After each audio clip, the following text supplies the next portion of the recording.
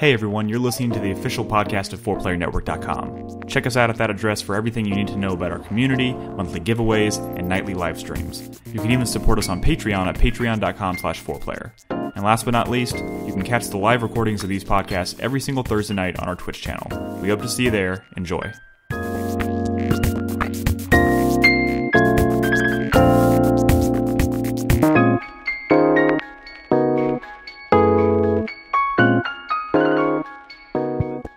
I feel like every day I discover a new horrible Disney sequel that I didn't know existed. Yeah. Oh man, there's a lot of them. Robin's been using Disney Plus more than I have, but she refuses to watch The Mandalorian, and she won't tell me why. What about a schlong sling? A schlong sling? No, no. I like the dick holster. Sling schlong works better. Schling schlong. Sling schlong. I like dick holster or. But it's sling. I know. Schlong. Man, I really wish Christy was fun to here say. today because me and my wife watched the 3 episodes of The Mandalorian. She keeps asking me lore questions. Like what? She doesn't care about Star Wars. Me? Like what? Well, I've played a substantial amount of Star Wars video games. I may be able to help you with that. well, she's like, so what is a Mandalorian? I'm like, I don't fucking know. I only watched the movies. I answered He's that a question Boba Fett like a says person. 5 Mandalorian. lines and then dies, and then they write 18 books about him and his people. So, but I don't know his that people? stuff. I don't know. That's the thing. I don't fucking know. Was Boba Fett a Mandalorian? It's all Yes. Okay, I fan didn't know if fiction. he was. I knew he wore Mandalorian armor. It's all fan fiction. I mean, here's the thing is like a lot of. I don't even know. Did Did anyone even actually call him Boba Fett in the movie?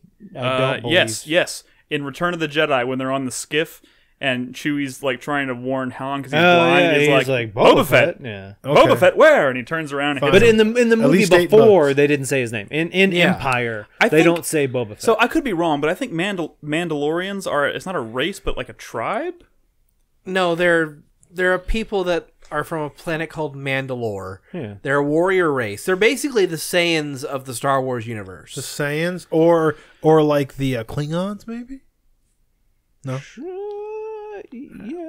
Either way, they're a warring race that every couple thousand years decides to start an uprising and cause shit. I will say this: a lot of the Mandalorian like backstory and lore was written prior to the Disney acquisition, and it was extended universe stuff. So this new show seems to be digging a lot into like what Mandalorians are all about, and I'm wondering if they're gonna like slowly like kind of rewrite some of that stuff. Maybe. I could People be wrong. from Mandalore. That being said, like you I could fa- just play KOTOR. I found out that Mandalorians don't take off their helmets.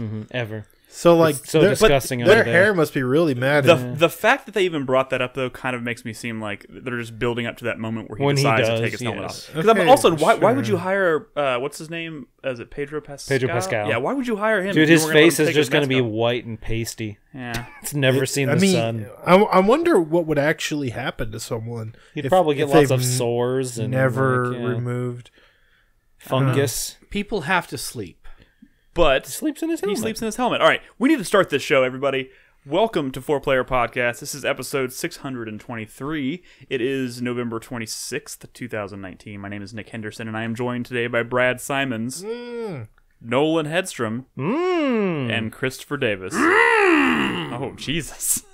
Welcome. I appreciate all of the enthusiasm. I'm so glad Chris Davis is on because I remembered that we're talking about the Half-Life thing and Mr. Moneybags over here. So we're gonna you. perfect. Hey, if it makes you feel any better, Chris Davis, he's in a... How much did you make fun of me on your broadcast last night? Was it not 20 much. minutes or 30 minutes or to what are be we talking about to here? be fair, if I don't think it's fair to I didn't make poke. fun of you. I mean, I'm probably gonna get one too. Throw me in Get there. one what? I don't know. Are you yet. I gonna haven't spend decided. like I'm the turning fucking grand? Like what's his face? Well, I'm probably gonna have to because the thing is, I'm gonna have to upgrade my graphics card probably. no, which I I was think already you spent thinking. that much just on the. Yours? We're gonna talk about this Hold later. on. Yes. You have a 1060, right? 1070. 1070? 1070. Yeah, I think. That he's can got do one VR of these. plenty. No. 1070 is the minimum for No, 1060 Half-Life. is the minimum. Yeah, 1060, I thought. For Half-Life. Yeah. I mean, why? A 1070 is the equivalent of a 980 Ti. I'm kind of surprised people are trying to talk me out of getting a better graphics card because I thought people do that all the time. Not necessarily. No, I don't think you should. I think, Nick, I think it's one of those things where I don't think the, like, $1,000 you would probably drop on a graphics card Why would not? be that much worth Really? it. Most of the ones I've looked at like that are steps above mine are like in the $400-$500 range. Yeah, Also, you don't need to spend that now much. is But not the right time to buy one. Well, I'm not doing it the right this index second. with the controllers and the things. First of all, don't get the index. are as a grand. Yeah. Okay, can we? But you don't need that. All right, we're already digging. Okay, Yeah, we are. We're obviously going to spend a lot It's a of time bad tonight show. talking about Half-Life Alyx. Let's restart. 3, 2, 1.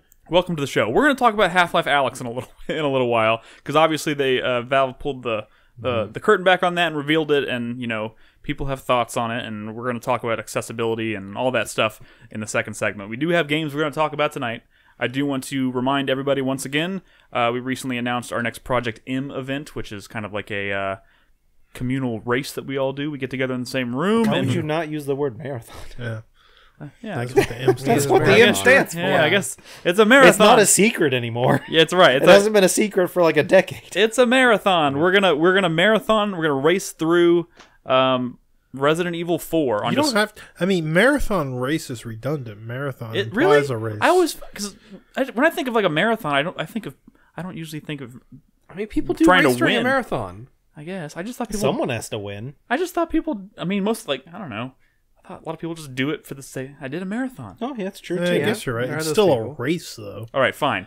We are going to marathon Resident Evil 4 on December 14th, 2019. That's in a little But over it's 2 not weeks. just a marathon, though. Y'all need to make up your damn minds.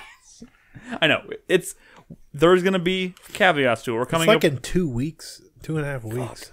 yeah, and we need to do an actual like legit test. And I'm talking like it's gonna suck, guys. It's gonna suck, but I think because none of us have laptops, apparently, we're all gonna have to bring our PCs over here and hook them up to do an actual test. Wait, for a test? Yes, for a Well, test. Brad, we can't just do it live. We have to test it first. We tested it last week after you left and everything, and with a laptop and a PC, so 2 streams simultaneously, it worked fine. But we need to do at least 4, hopefully 5. But we only have. I'm the only one here who owns a laptop, apparently. Well, I mean, I've got a laptop buzz from 2008. That's fine, Chris Davis. As long Please as bring it. It takes That- 15 minutes to load up. That it doesn't matter. We just need it to be on. That's basically all we need. Okay. but still, that's only 3. Anyways, we're not gonna get into the point is we're doing a race through Resident Evil 4 on December 14th, 2019. It's gonna be a lot of fun. We're coming up with a point system. It's gonna be a little bit more than just like everybody try and make it to the end first. So if you're interested in checking that out, we'll be starting probably around 9 a.m. in the morning and going all day long. It's gonna be fun and all kinds of Mandatory fun. Mandatory fun. enjoyment. Yeah, we did Ocarina of Time the first time. We did Super Mario 64 the second time.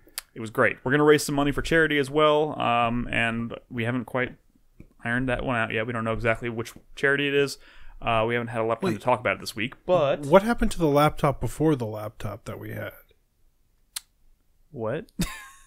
He's talking about the old site laptop. Yeah, The Apple one? that's got to be It wasn't somewhere. an Apple. No, It was before the that. Apple was mine. And No. that Apple can't even start No, on there anymore. there's a laptop before the current laptop. Maybe I have it up in my closet somewhere. Yeah, Check your closet, check Nick. that. But still, that's only 3 machines. Let me try and get my Mac going again and Okay. mess with it a little bit more. But we had some promising Yeah. results from the test we did Well, last week. So, let's just get some laptops, man. Black Friday, woo! or you can just load up your PC in a car Patreon.com for free. But anyways, if you're interested in supporting us and helping us reach community-wide goals and helping us do more events like Project M, we would love your support. It's patreon.com/4Player. You can pledge $1 a month, $3 a month, whatever it is, whatever you're comfortable with. We appreciate any and all help you want to send our way.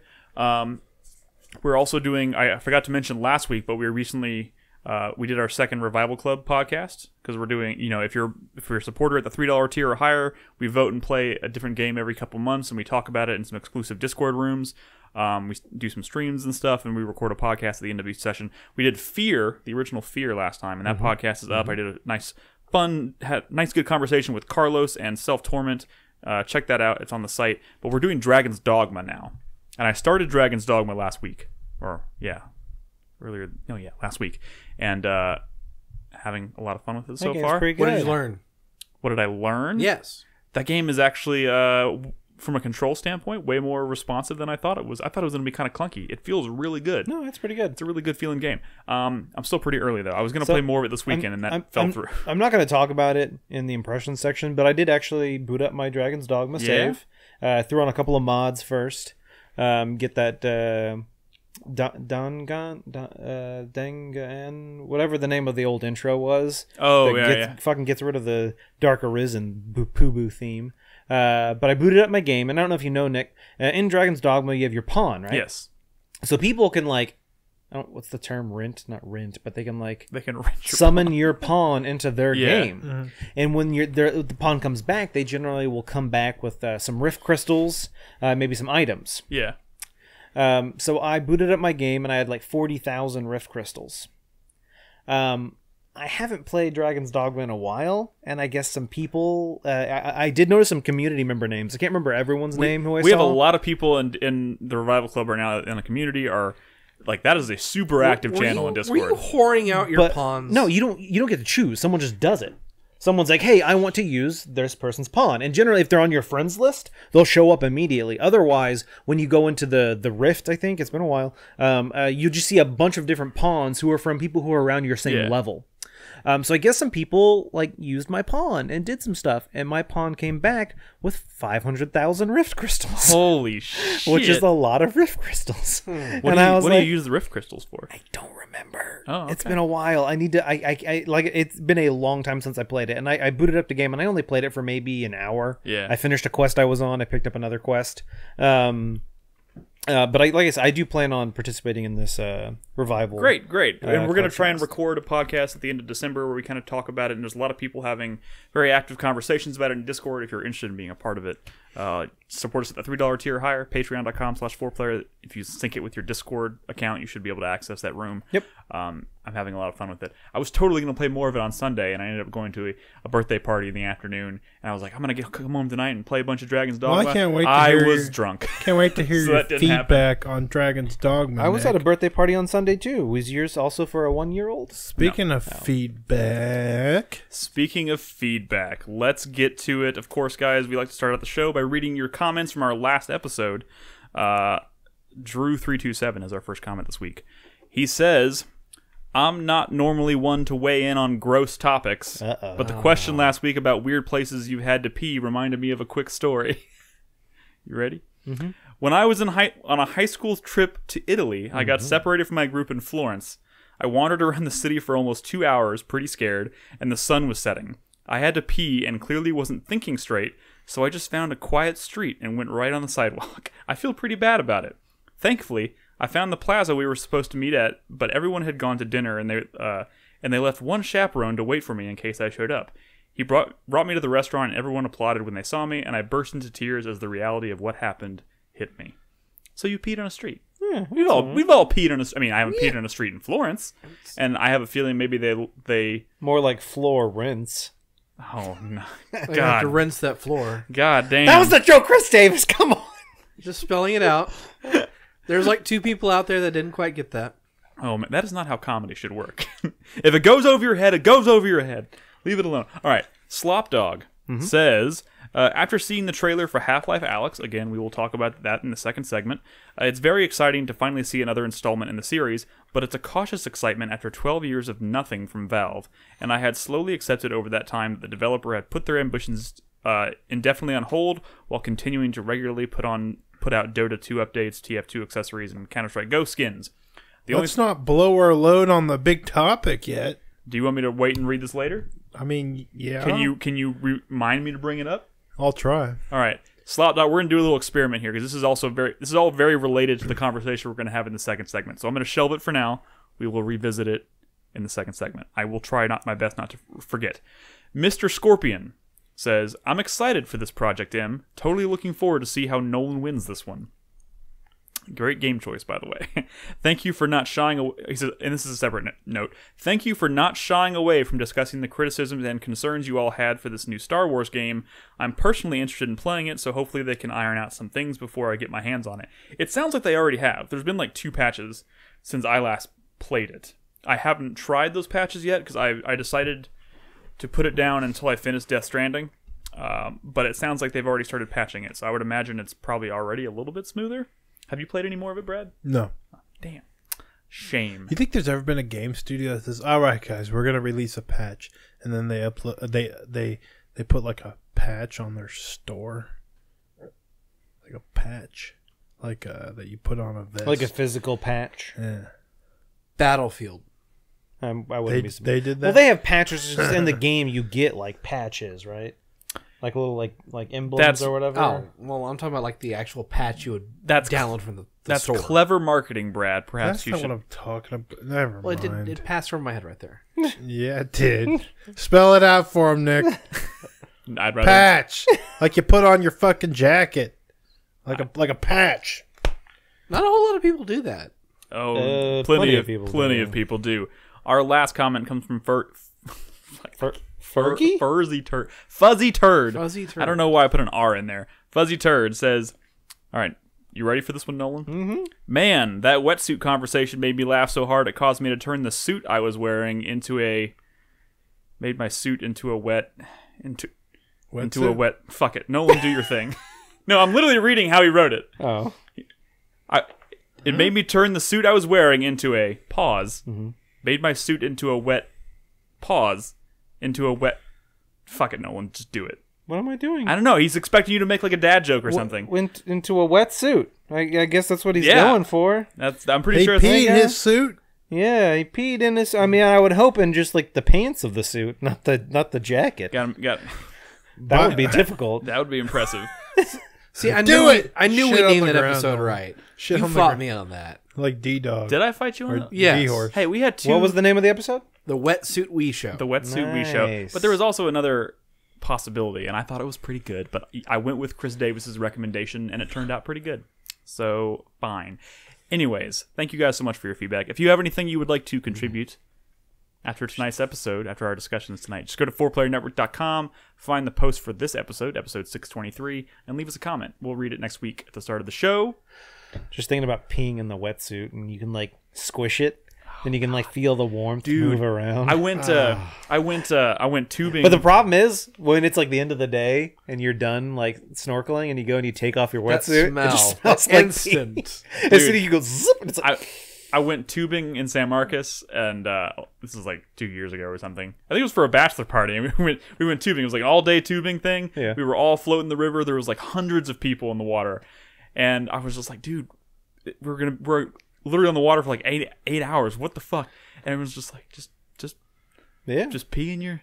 It's And I was like, and do. guys, when you have to like try and rewire your brain to tell yourself it's okay to pee while you're wearing pants. yeah. Man, that was hard. And you're like laying on your back. I wasn't quite laying on my. I was underwater. I was like treading okay. water, and I was just like, come on. I thought you were like laying in a tube. No, and you're no, just no, gonna no. pee while you're like, No, laying it's in the the worst part though is when you realize what everyone's doing, and you're like floating the river, and like I'm just like swimming, right? I'm not spending the entire time on the tube, and like every 5 seconds, I was like warm spots going through. And I was like, I'm gotta just, be careful I'm just of swimming the- through pee. Like, everyone's just peeing in this, and I'm just swimming through it the entire time. Swimming in rivers, you gotta be careful of fish Candiru. pee in there. Fish also fuck in there. Yeah, they do. I don't care about the fish. I care about the people who The are also people? peeing in the water, and I'm just swimming through it. It's just a big pee river. That's what I was doing. The the wetsuit I got when we were snorkeling had like it was kind of like scratched or something on the shoulder, and I guess I didn't realize that the outer layer was kind of scratched away, and that's what protects you from the sun. And so I didn't put sunscreen there, and so this huge circle on my shoulder, just terrible sunburn. Oh, that sucks. Because the sun just went right through it. that dope. sucks. Yeah. Guys, Sun tattoo. before we get into video games, Yeah, I saw Knives Out. is that good? Dude, it was so good. I don't want to see it. That's what I hear. So good.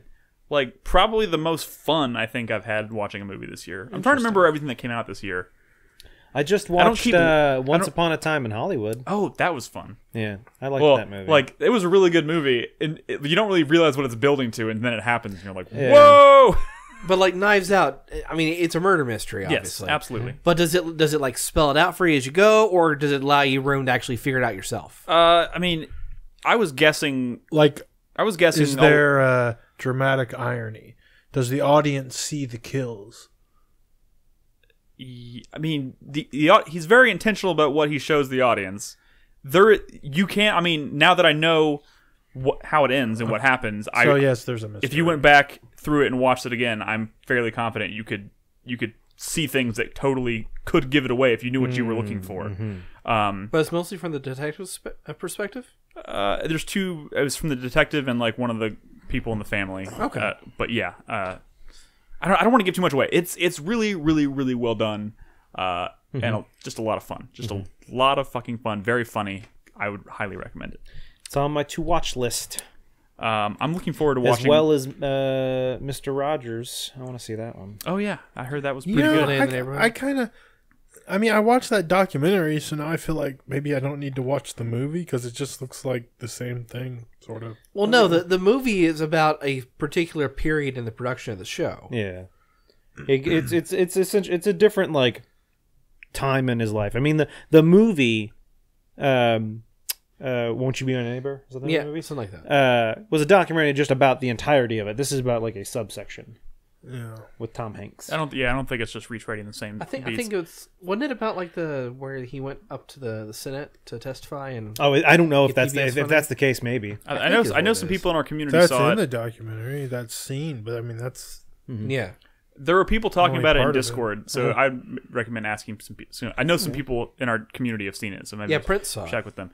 All right, let's get into it. Let's talk about video games. Dude, Prince of the Universe is totally the motherfucker that's going to watch Netflix at 1.5 times speed. Dude, I've been doing that for years. What? I have an HTML plugin. Any HTML video on my computer, I can fast forward. YouTube. But why would you want to do that? It depends. It depends on what it is. It depends on the show. If it's a show I care less about, or I've seen before, or there are certain sections of the show that it just like, or a movie that like very long, drawn out nothingness, I can just go like tap, tap, tap on the keyboard a few times, and all of a sudden I'm going at 3x speed, and as soon as it gets back to something more important, I just press the button and it goes back to normal speed. But I've been doing it for years. Dude, there's a couple of YouTubers that if I watch on like a device I can't fast forward, I feel like my brain's dying because they're talking so slow. It sounds like they have like I don't want to say like a mental issue or something, but it sounds like they're just talking like this, and it's just very frustrating because I always watch them at like almost 3x. You trained yourself to feel that way now, Nolan. No, definitely.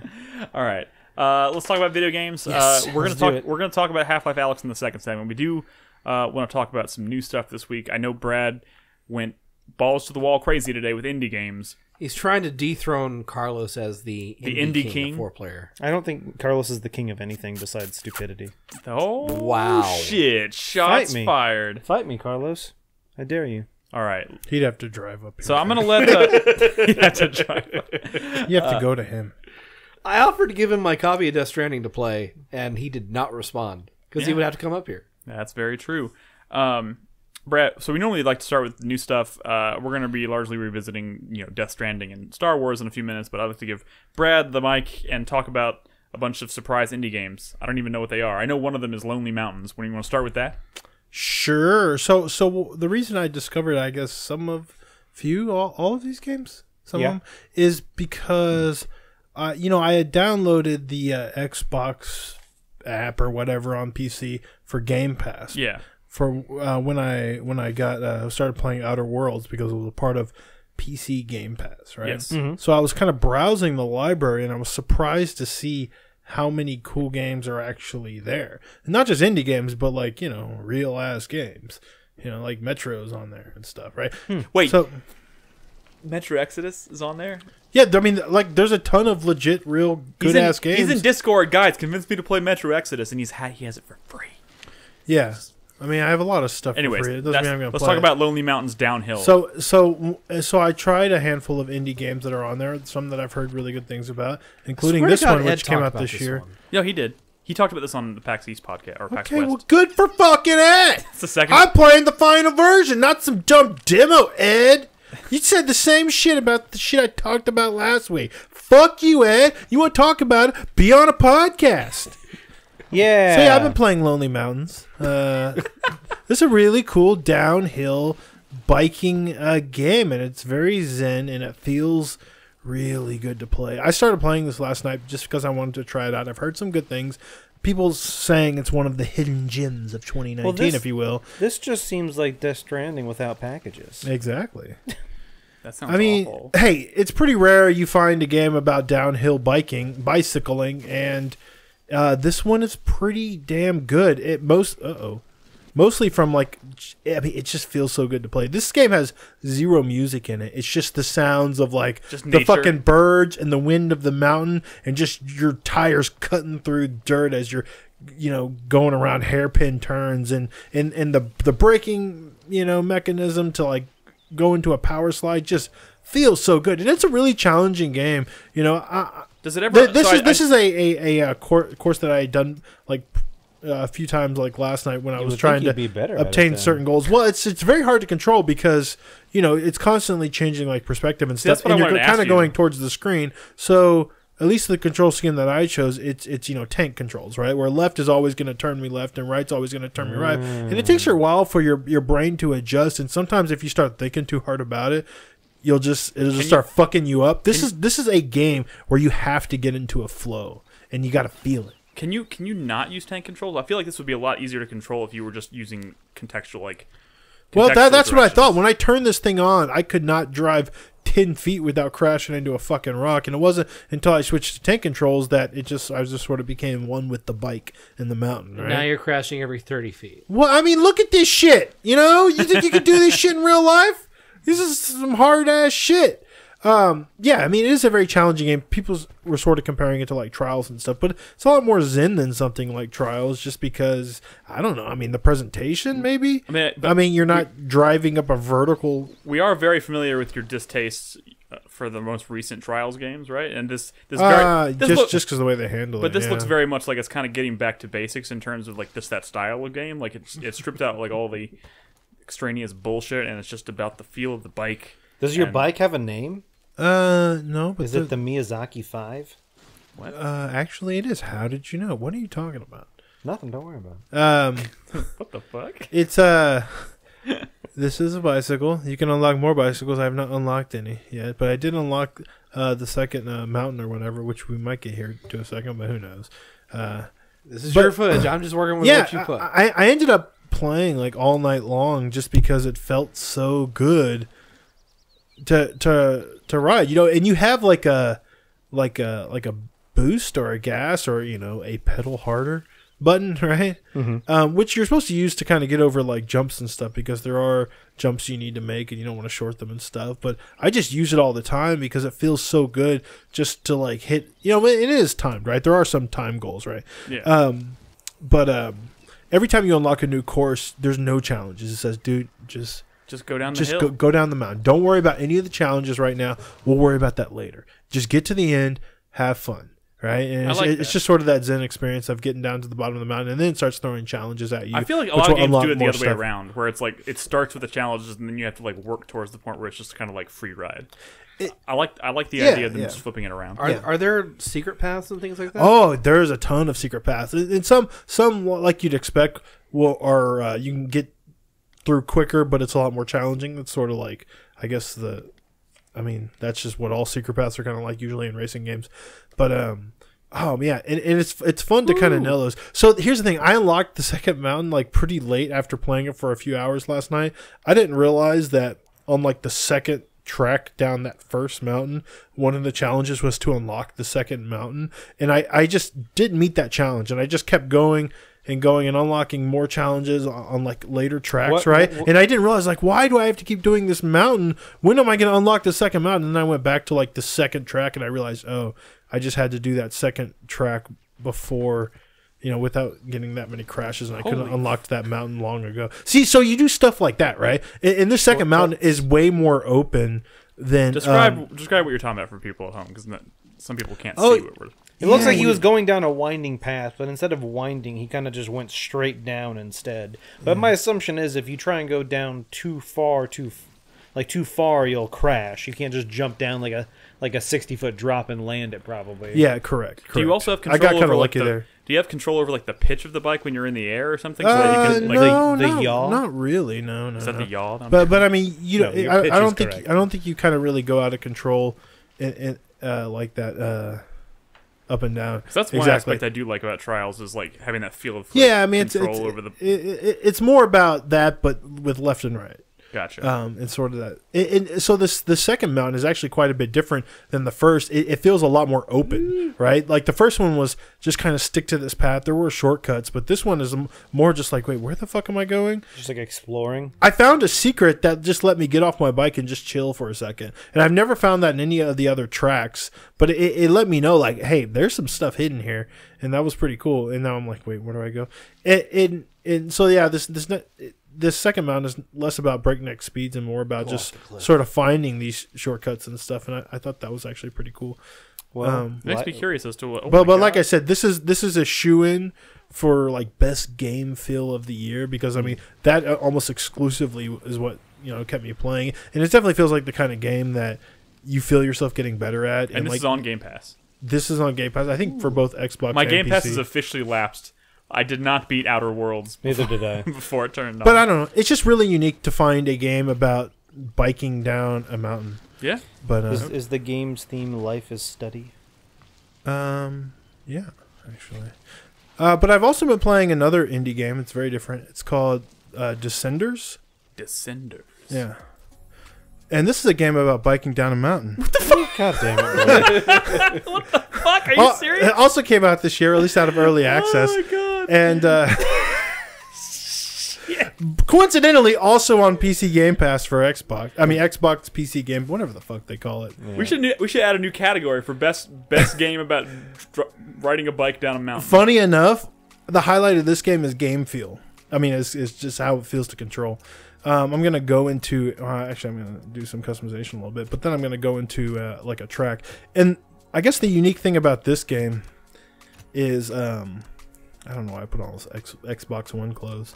So unlike that last one, which sort of had like You a an very Xbox now? cinematic camera angles and stuff, this one, the camera's behind the bike, right? Yeah. And it's more about breakneck speeds. Now Descenders, from what I remember when they kickstarted this or whatever, and I always took it to be sort of a spiritual cousin to the game Downhill Domination, which was a game all about like going down a mountain really Real fucking fast. fast on a bicycle. Holy Whole crap. ass game. But the twist with this one is that this is a procedurally generated roguelike, believe it or not. So all of the tracks are randomly generated, and you go into this career mode, and it's like it's like a roguelike.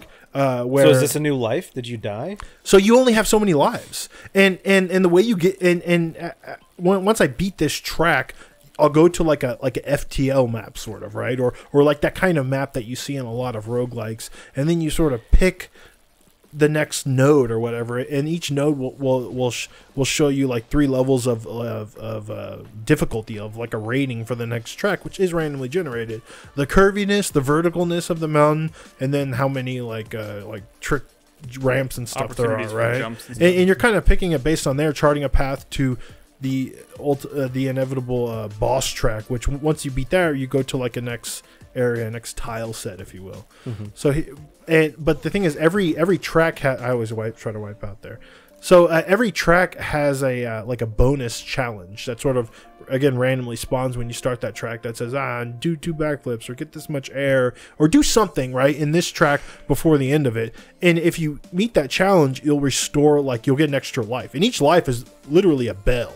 Like when you start the mode, you only have 4 bells before it's game over, right? Yeah. Think of health points in like any roguelike, right? So you have to get to the end without bailing too much, obviously, because you lose your lives. And if you do the challenge, you'll restore a life. Did you say bales? Bail, like fall. Oh, I thought you said bell, like a bell you Bail. ring. Like Well, ding, ding, ding. Texan, whatever. Okay, a bail. A bail. Okay, like A you bail. bail out. Okay, Yeah. gotcha. Oh, Yeah, my wife makes fun of the way I say hill. wait. What? Hill. I don't know. It sounds like you're saying He'll do it. Heel. Because we're Texans. I don't know.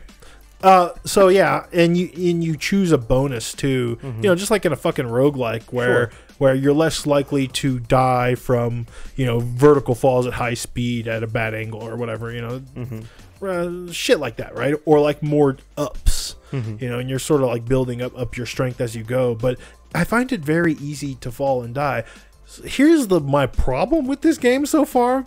Outside of, randomly generated tracks might not having the personality of, say, the handcrafted tracks in something like Downhill Domination, obviously, which had fun and wacky tracks. But you still get an amazing sense of speed.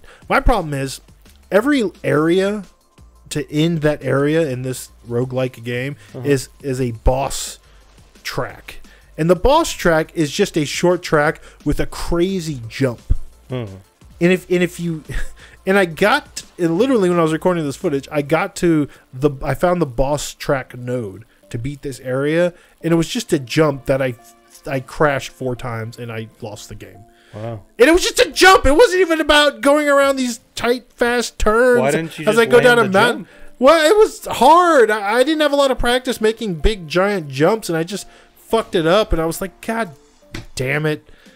What a fucking way. So you see the skull, right? So you're kind of working your way towards that boss skull. And I guess you can take a longer path to kind of earn some more lives by hitting the challenges or whatever. But I didn't realize that that's what these boss tracks were. And I was supposed to like fly through this flaming hoop, and I just ate shit 4 times in a row and game over. And then had to start You're over. supposed to ride a bike. I have 2 questions for you, Brad. Sure.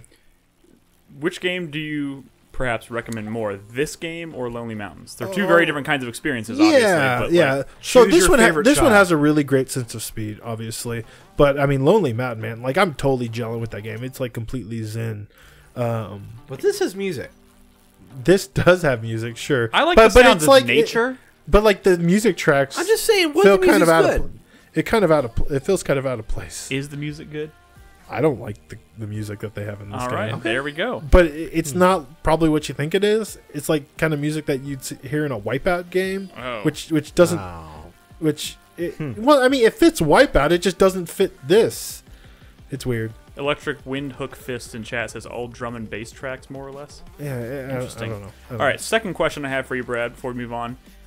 Are all 4 of the games that you have brought to talk about tonight, are they about driving down mountains on hills? That would be remarkable, because right? that would be totally something I could see you doing. No, let me get to the third game. All right, here we go. We're just knocking these out. These other 2 I'm not going to talk too much about. All right. I just thought it was funny. I found Next 2 bike games. They both came out in 2019. Next indie game. Next indie game is, I don't remember what one of them is, but we'll get there. The next one is a game called Full Metal Furies. And you may have heard of this game. Plenty of press releases about this. This was like literally probably my favorite song. It didn't win for me my favorite soundtrack of last year because I hadn't actually played the game. This game did come out last year. Yeah. I had not played it, but this probably actually is my favorite soundtrack of the year now. Really? I mean, it's actually the same composer of Wander Song, which has a really good soundtrack as well. This is a very different kind of soundtrack. So Full Metal Furies is, you probably wouldn't know from here. Here it just kind of looks like a bullet hell weird game, but this is just one type of level. This is sort of a side-scrolling brawler that you probably play with other people, but you don't have to. It's sort of designed to be interesting both if you're playing with other people or if you're playing by yourself. This is from Cellar Door Games. You might know them as the people who made Rogue Galaxy. Rogue Legacy, which was like a huge indie hit. I mean, that game like blew up. Like, it's a beloved indie roguelike, right? Even in this room, yes. Yeah, like Cellar Door Games. You'd think it would make them kind of indie royalty, right? But then they put out this game and no one fucking played it or talked about it. Like, shockingly, right? That's because weird. It seems like well put together. Well, they took forever in making it, though. But also, going back to what you said last week about the whole, it's kind of a bad time to be an indie developer because it's just oversaturated. Sure, but if you just put out Rogue Legacy, which was huge and beloved, yeah, but like, remember, you think that would be enough to put you on the map? But even you said, like, unless you made something that was like Hollow Knight, like you almost don't get the recognition that you may deserve. I mean, that being said, Rogue Legacy sold way more than Hollow Knight. that being Really? said, yeah, Yeah. definitely. Yeah. Into the Breach didn't do anywhere near as well as FTL. I mean, Oh. just because you have like Yeah, but I an mean- amazing game doesn't mean your next one's also going to be as good or even sell as Like, good. with- Into the with the Breach indie did scene, like- well though. Like this, No, I know it this did. was a colossal failure. I didn't realize it was with that. the indie scene, the faster you can put out products, the more likely that next product will sell. As close to as it Yeah, could. which is why I'm surprised no one picked this up, because it seems like a well polished, put together game. It reminds me a little bit of what's the fucking the behemoth Castle Crashers, Castle right? Crashers, Where yeah. a side scrolling brawler with like 4 different characters that kind of have. Although here they're a lot more unique. I'll talk about that in a second. But as far as what you're doing, so you have more traditional levels where you're kind of running around, beating up on things, getting to bosses. But then there's like these little one-off levels where you might be doing something completely different, like doing little bullet hell Like the challenges bullet or hell solving thing, a yeah. puzzle or whatever. And that's kind of cool. And you have like a little world map and multiple paths open up. I always like when a game is put together like that. Most side-scrolling brawlers of old. The old style is sort of just level-based, very linear. You're not even picking you're just going from literally 5 chapters, beat the final boss, and then you're done. This gives you a little more freedom to kind of explore the world how you want. And I hear there's a lot of like really hidden shit in this game. But what's cool about it is that the 4 characters you can pick between, and if you're playing single player, you choose 2. And you could switch between them on the fly, and you kind of have to, right? Because you'll have barriers around the enemies that Color-coded?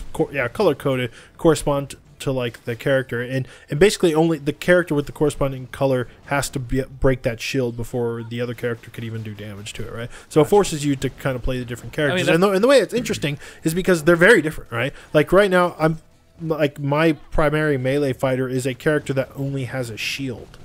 Right, and she kind of wails at the enemy with her shield, but she also has a couple special abilities on cooldown. Like I just did one of them, which is kind of like a war cry. I think like Diablo or something, Yeah. but it does damage.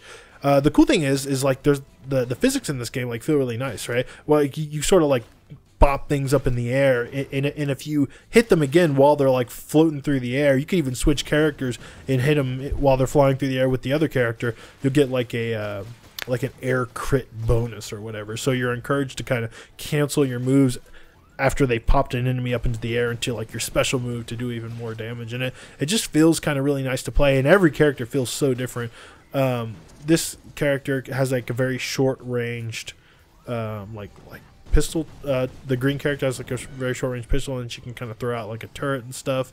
I don't know what to say. The reason I really wanted to try this is not just because it might feel kind of weird because I'm playing this by myself, is because I love the soundtrack of this game so much. And while I'm playing it, I'm like, this music is so good.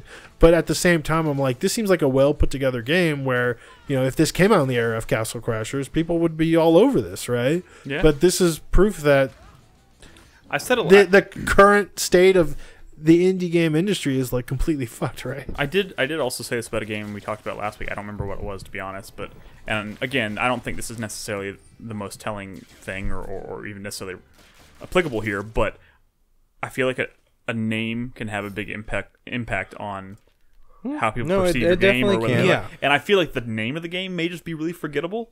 Well, it's not forgettable. It's notorious, right? Because on paper it looks like furries. Yeah, it does look like furries. I mean, that's kind of the first thought I had. But I think Full Metal Furies isn't like a bad name. I think it's pretty cool. It was probably Disco Elysium we were talking about, which was a game that previously was called like I think No Rest for the Furies. Like that was the title before they changed. I personally to think Disco that Elysium. sounds I think right. Disco Elysium is an incredible name, to be totally honest. I think they're all fine. Maybe I'm alone in this, but I don't know. Anyways. But I don't know. I think Full Metal Furies is a cool name, and yeah, it's cool. There's like an upgrade system. You're collecting loot. The upgrade trees remind me a lot of Rogue Legacy. I'm surprised this game bombed as hard as it did because I don't know. I kind of want to play this with some other people. Hopefully but they're still raking in that Rogue Legacy money. But I like kind of juggling between 2 characters. Like you have a character who has a very slow sniper rifle, but her evadability is she has a grappling hook that can attach to like any edge of the screen. So as she's taking these slow shots, she can cancel out of the animation with her grappling hook to move out of the way, which is just kind of cool in this sort of isometric looking brawler. You don't typically see a mechanic like that. Gotcha. So yeah, Full right. Metal Furies. It's cool. I mean, I'm probably gonna play more. I don't know if I'm gonna do it co-op or solo, but it's pretty neat. Pretty dope. All right, so what's your last game that you're The final game is He's forgotten the name. Chris Davis. Starts with a P. Starts with the P. Pokemon. You didn't think I was gonna get the new Pokemon, but I did. No. Just put it up there. It's called Plunge. Plunge. Isn't this the game that Carlos told you to play? Carlos You're like, nah, Carlos was telling me to play. Oh, great. Look Well, what it worked you for did. 3 out of 4. Well, we'll talk about it after the. It's funny because the big thing I want to talk about this is the look. So All right, well, we'll talk about this after the break. all right, cool. Well, then we will revisit Plunge after the break. Plunge. I want to then take it over to Chris Davis to give us an update on Star Wars because you're playing it. You weren't a part of the conversation we had last week, really, and you started it since then. So, I mean, I started last night. I've only put like 2 hours into it. what are your initial impressions of Star Wars? And none of us here have played it anymore since we had. They've made a Dark Souls Star Wars game. But it's not. Here's the thing. Like it's like on a surface level, it's a Dark Souls thing. But like, Yeah. Well, it's not as punishing, it's not as. but that's not a bad thing. What difficulty are you playing on? Because I found this game to be incredibly punishing at first, like, and not in a satisfying No, way. I started on Jedi Knight Master. I bumped it down to Jedi Knight. Okay, yeah, and I feel Mainly like because I started fighting that alligator frog thing. yeah, I fought that thing twice and then was like, nope, fuck this. There's a notorious monster In the first area, right? Yeah. I turned it down, and he killed me even faster. I didn't understand. No, that was the it. weird thing. Like, and we talked about this briefly last week. But like, when I finally decided to knock it down, I was thinking, I was like, I'm doing myself a favor. I was like, I'm still getting my ass handed to me. I gotta say, and maybe it's fine for this game because it's not quite as polished. Difficulty settings suck in a game like this, right? Because if Nothing works. is this new footage? No, it's old footage. Okay. I mean, we can. What keep was I talking if saying? you want to go ahead and reset. Because if they had difficulty settings in like Sekiro, we'd all be saying the same shit. Oh yeah, I turned it down to bitch Sekiro. I was having a tough time. Why didn't you say Sakura? Sekiro? Yeah, I turned it down to Sekiro. But like that's a total fucking. I mean, that's the problem, right? If we had that option, a lot of us would do it, and it wouldn't mean much to the people who stuck to the actual harder difficulty. I feel like if that was the case, Dark Souls, Demon Souls would not have become the hit that it has. Yeah, probably so. And I kind of wish that if Respawn would have just, they should have just committed to making a Dark Souls like and not let you bitch out. I completely agree because it would have forced me to take more time trying to like really get the feel of the parry system and whatnot in this game. Yeah. But I find it I still find it to be off by just like a fraction of a second or something. How does the parry system work? Like with your mean, lightsaber? Or yeah. I mean, yeah. So you can deflect blaster bolts back to other enemies, that's actually fairly easy to get the hang of. But like when people come in for close quarters combat, and usually you're fighting someone with another lightsaber or some kind of staff or something like that, you basically have to tap the the block. Chris Davis, the footage was like unclicked. The block button essentially when they go to attack. So and you have to do it like split second reaction. Like So are you just saying? Are you saying you have to time your block? Well, that's what I'm saying. So is the window of pairing just very short? It's very small. And what's even worse is that. Sorry, you want to say something, Brad? Yeah, check plunged. It's okay. Way too late. Okay, so Don't worry about it. Let's just keep. on the difficulty settings when you're choosing, one of the things that it actually tries to point out to you is the size of the window for parrying. You'll see the bar go down, and I honestly don't think it makes a difference at all. Like going from hard to normal, it's still a ridiculously It did small seem pretty window. minute. Same with damage you receive. I feel like maybe it's all a bunch of smoke and mirrors. I really It would be pretty funny if there was like an actual glitch and it's not actually changing the difficulty. It's like staying the exact same. it could be. I saw someone on a podcast make the joke that, or not even really a joke, point out that like the easy mode should be the one that's Jedi Master, Oh, right? yeah. And that the hard difficulty should be the fucking Padawan, Padawan. because you're dying way more and you look like an ass clown on the hardest difficulty. That's And on the easiest difficulty, you're an unstoppable badass. Should be the Jedi Master. Well, maybe that's what you're trying to attain. Well, Because you're trying to obtain the status of Jedi I get Master. it, but yeah. But I will say I gotcha, this: I gotcha. I don't want to I don't want to, dive deeper into like a hole of negativity like we did last time, right? Because I feel like we came out of the gate swinging with this. You don't want to dive into a Sarlacc pit? Exactly. Good with Nolan. Star Wars. But like, thank you. Star Wars to you. But it's still a problem. How are you finding it so far to be? Because like they were obviously going for Dark Souls, but I don't feel like it's quite as tight enough to like justify the comparison. Yeah, it's not well made. It's like a Western-made fighting game. I mean, as far as feel, it doesn't feel as tight. The flow of combat feels nice. Yeah, it feels all right.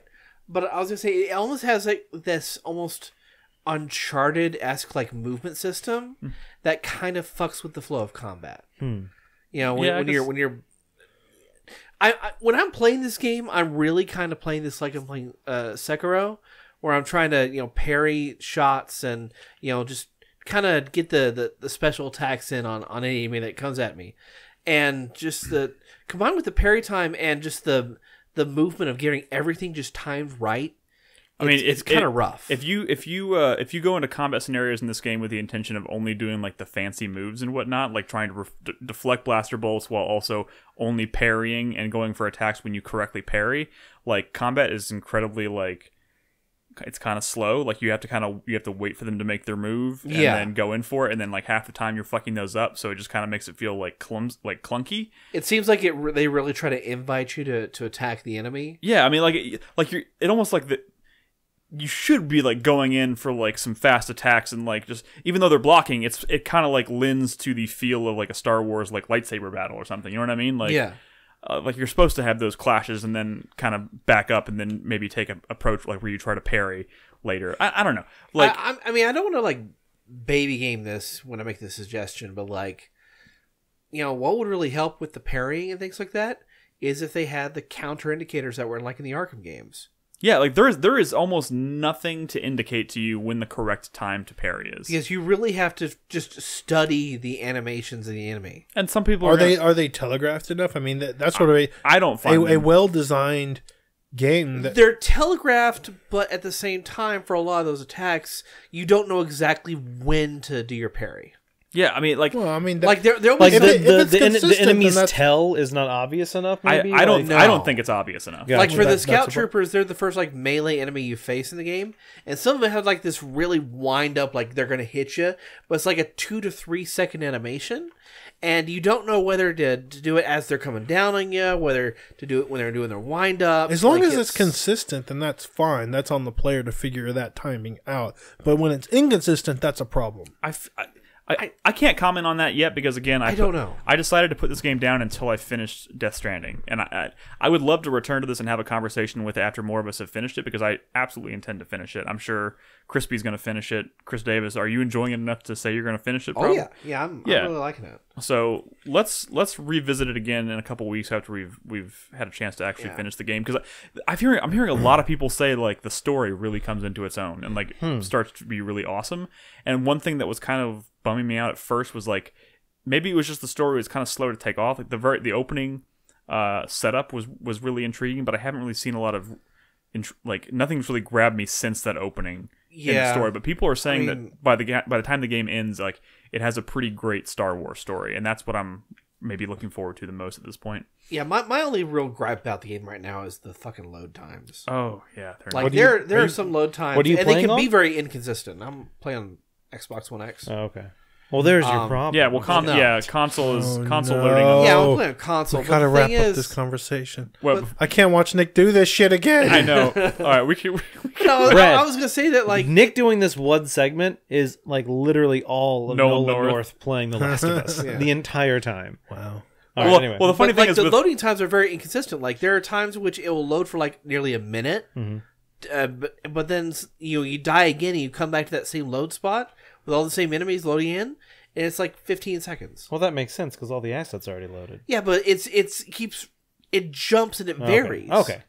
Yeah, I've experienced that too myself. Guys, stop laughing No, at me. why do you even die? That's not even your fault. That's so stupid. Yes, I agree like, with Brad that that's a bad, It's that's wiggling bad me game too design. He's hard. standing on something and he's literally in the center of something that's spinning in a circle, and you not at a high rate of like rotation either. And you're It's standing like, in the center. It's like spinning it like maybe 1 RPM every 10 seconds, and if you're on it when it moves, you just die. You just fall. It just becomes air, and you fall through the bottom of it. It's so weird. Some of the platforming in this though is pretty good. No, again the so you're on Zepho. Okay, Zeph. That's the third planet. Okay, so that From the that sun? planet, that is the planet that I ended up like. I thought it was fairly small and kind of linear at first. I spent 3 hours exploring that map, and I've missed things. And I'm sure there's plenty more for me to find in that. Like, so the planets are really expansive. We can turn the footage off, guys. You can't. This is stressing me out. No! Live with your punishment. You're the one who didn't capture new footage. I didn't. You brought this on yourself. I know. Just cut the footage. We're done talking about this. We're done talking about it. Well, I guess it's already over. Oh my god. No, the funny thing is about that Nolan North playing The Last of Us thing is not only is it like him struggling with that kind of stuff, but like every time there's a cutscene, Troy Baker has to be like, "You're on the sticks now." Like, he has to remind him that you're no longer watching a cutscene. Like the camera like does the thing where it like kind of comes up behind you, and then like to everyone else like who's like experienced playing games would know like, okay, I'm now in control, and he'll just sit there and he'll be like, God. Hey buddy, dude, it's bad. How far along are they in the series? They've just like one episode. I have only an hour. Yeah. So they haven't gotten to the part where they're upside down with the refrigerator, right? No. That's gonna be hell on earth. Yeah, probably. Can you stop this footage? Yeah. Okay, fine. I'm feeling very self-conscious. Anyways, so before we cut to break, I do want to revisit Death Stranding a little bit. Okay. You've made some progress. Have you finally made it past a single chapter? I am on chapter 5. Oh, look at you. So I don't want to go into spoiler territory. I know there's some stuff even in the chapter that I'm in that I haven't experienced yet. That the people in Discord have been kind of dancing around. I've spent like 15 hours since the last time we talked about it, doing nothing but rebuilding the roads in between. That's how it happens. I have successfully connected Lake Knot City, South Knot City, and the distribution center north of Middle Knot City completely. Mm-hmm. So I did all that. Sure. That was nice.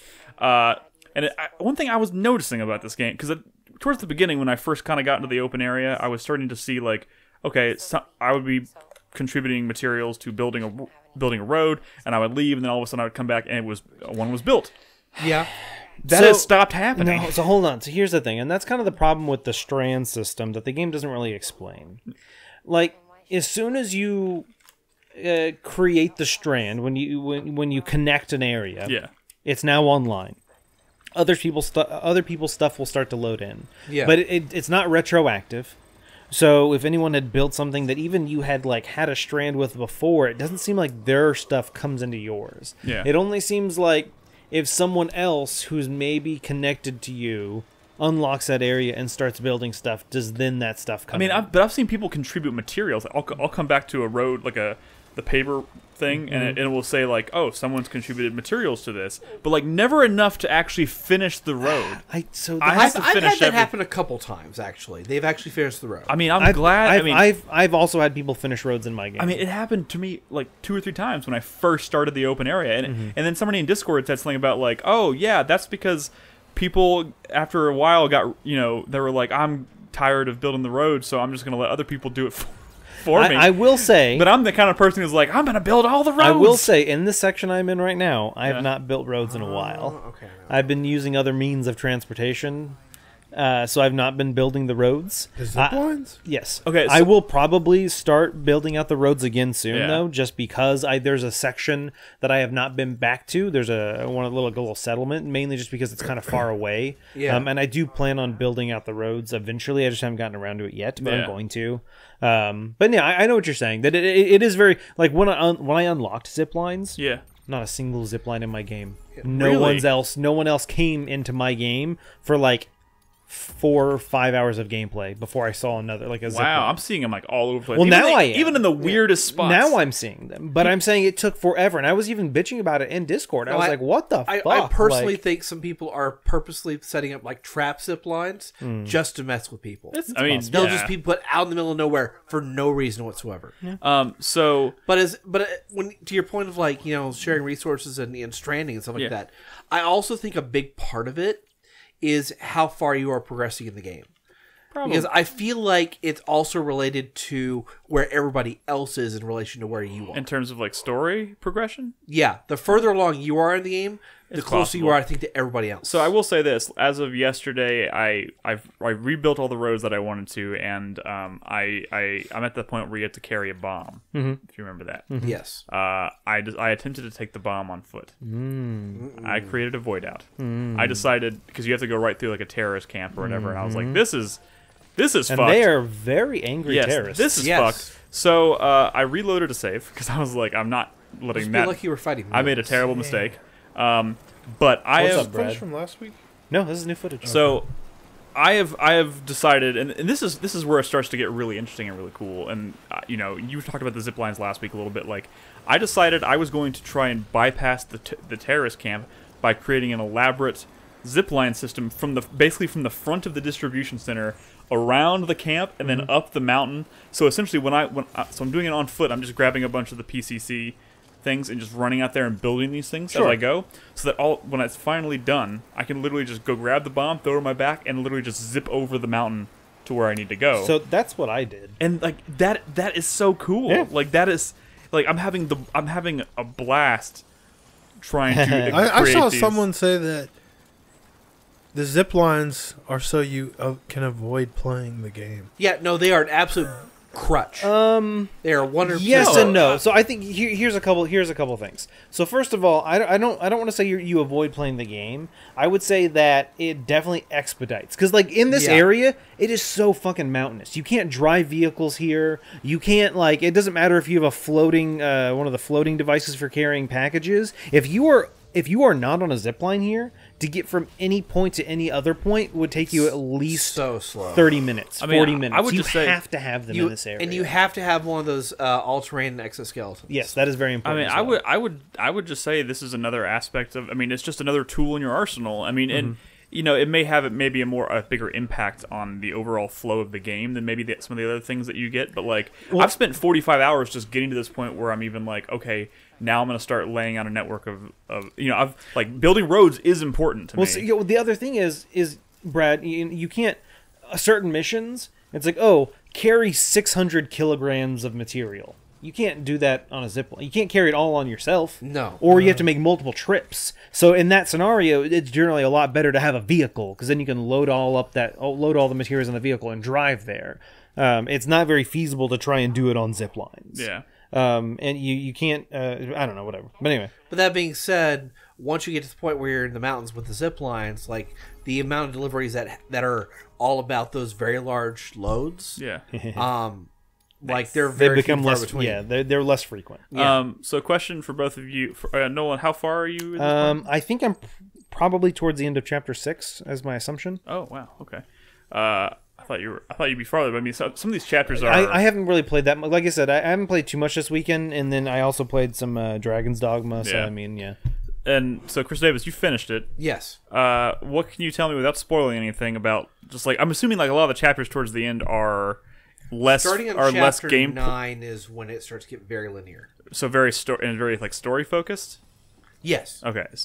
Because chapter 4, I spent like 20 hours. Or chapter 3, I spent like 20 hours in chapter 3. Hit chapter 4, and I was done with it in 30 minutes. Well, so that's the thing is I think none of the chapters are honestly long.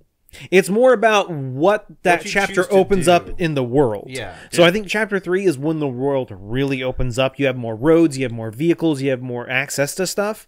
And so now, I can travel between these like 6 or 7 different places that are all along this road system. I'm going to deliver a bunch of packages. In all honesty, there's probably only like 3 or 4 missions in each chapter. Yeah. What's up, Brad? Explain to me what critical pathing this game. What would that experience be like? Would you be like ill-equipped to handle I don't think so. Could you just play story missions and just? I mean, here's the thing. Finish the game, or are you going to be? I feel if you don't have roads and zip lines, only if you do the side stuff. If you critical path it, you're going to end up doing a lot of stuff where you haven't built. I build road systems to expedite the time travel between places. So if you're story missions.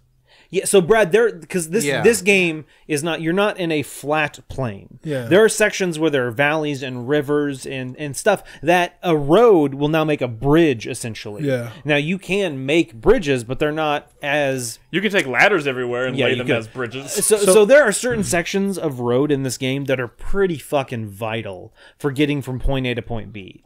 There are other sections of road that honestly don't need to be there. The only benefit is it's a smooth surface, so your truck isn't bouncing around, or your bike or whatever you're on. It really helps and in then situations. It also provides power to your battery operated So vehicle. if you critical path this game, it would probably just be really annoying.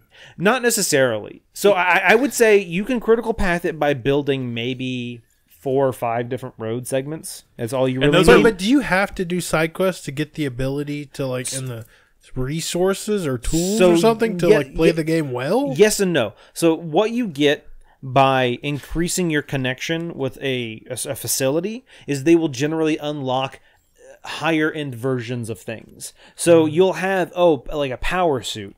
The legs that let you carry more. Well, you don't get the level 3 version of that until you max out the connection with this thing. You don't technically need the level 3 version. You can probably do just fine with the level 1, but you're going to be, a little more off balance when you have more weight on you. So this kind of brings me to what I wanted to talk about briefly. My what I'm calling my Death Stranding epiphany. Okay. When I was playing did he ever tell us how he felt about the story in the end?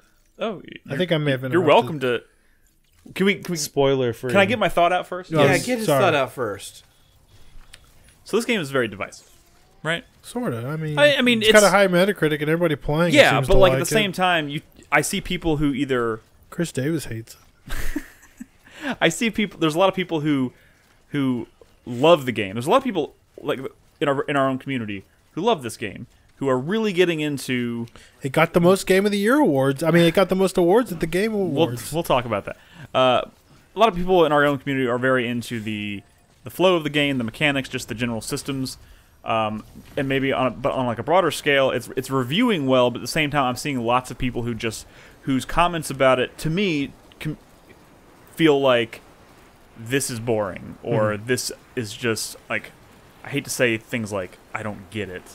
Or they don't get it, because I don't think that's the case. But it's just this is a AAA game made by Hideo Kojima, so it has a lot of recognition behind it. It's getting a lot of mainstream appeal, mainstream success. And I realized that the other day, because he talks about this game being it's a new genre, which the more I think about it, the more I'm like, I think that's kind of bullshit. I don't think it's a new genre. Very bullshit. I mean, I can see why he would want to say something like that, because it is definitely unlike anything I've ever played in terms of just the context of what you're doing. But to me, you've never played Paperboy before? No, I'm just kidding. To me, this game, the epiphany that I had this weekend while I was playing it was that I think this game is a AAA, big budget, mainstream, or it's like a AAA survival game that's mainstreaming, that is masquerading as a mainstream survival game. Survival games don't typically get or find mainstream appeal, really. I feel like even though they are very successful in terms of when people play them and get into them, they get really into them and they love them. But I don't see many survival games that find that mainstream appeal, right? That blows up on a huge level. But this game, because it has Hideo Kojima behind it, the guy who made Metal Gear Solid, and he has all this money, and he's he broke off from Konami, and now he's doing a game for Sony and all this stuff. It's a lot of expectation behind that. But I feel like he came in and just found this really wild way to recontextualize survival games. I'm spending most of my time managing resources, thinking about how I can get the most ceramic material so I can build all of these things like roads and vehicles and all these things that are going to make traveling between these points easier on me. And I feel like the game this is actually the most similar to, for me in recent memory, is Subnautica. Because I am having the same itch. I'm at work and I'm writing notes on my phone of like, Whoa. you know, like I need to go back here and try and get this much of this material, and then I got to try and build. I'm going to try and build, you know, the zip lines to get between these 2 points. And I'm just thinking about it. I mean, not Dude, this is literally the first thing y'all said about the game that made me want to play. It's not. So, hold it's on. not a one-to-one. I don't agree with that. I notion. would say I agree where Nick's coming from, in the extent that I will discover a new area or something new that has something kind of new available to me. That, you know, like when I played Subnautica, I'm like, oh, my goal is to build this thing. I need this many resources to get it. I know where those resources are located, but I have to do them. And the thing that this game does in that regard, where you're like, oh, I need to go and get these materials. Well, while you're getting those materials, there's like a facility right there, and you're like, well, let me stop by here real quick. And like, oh, they have a new mission that I need to deliver this thing, and you get sidetracked. So are you you're finding stuff in the world that's legitimately like interesting? No, honestly. I mean, here's well, first of all, if you had your headphones on, you could hear that we can't hear you, Chris Davis, because you're not talking into your microphone. Okay, sorry. Let me answer. Or how about you put your headphones on so you can hear how loud you are? Turn down my headphones a little bit, and I'll wear them more. Yeah, we can turn down your headphones. guys. Okay.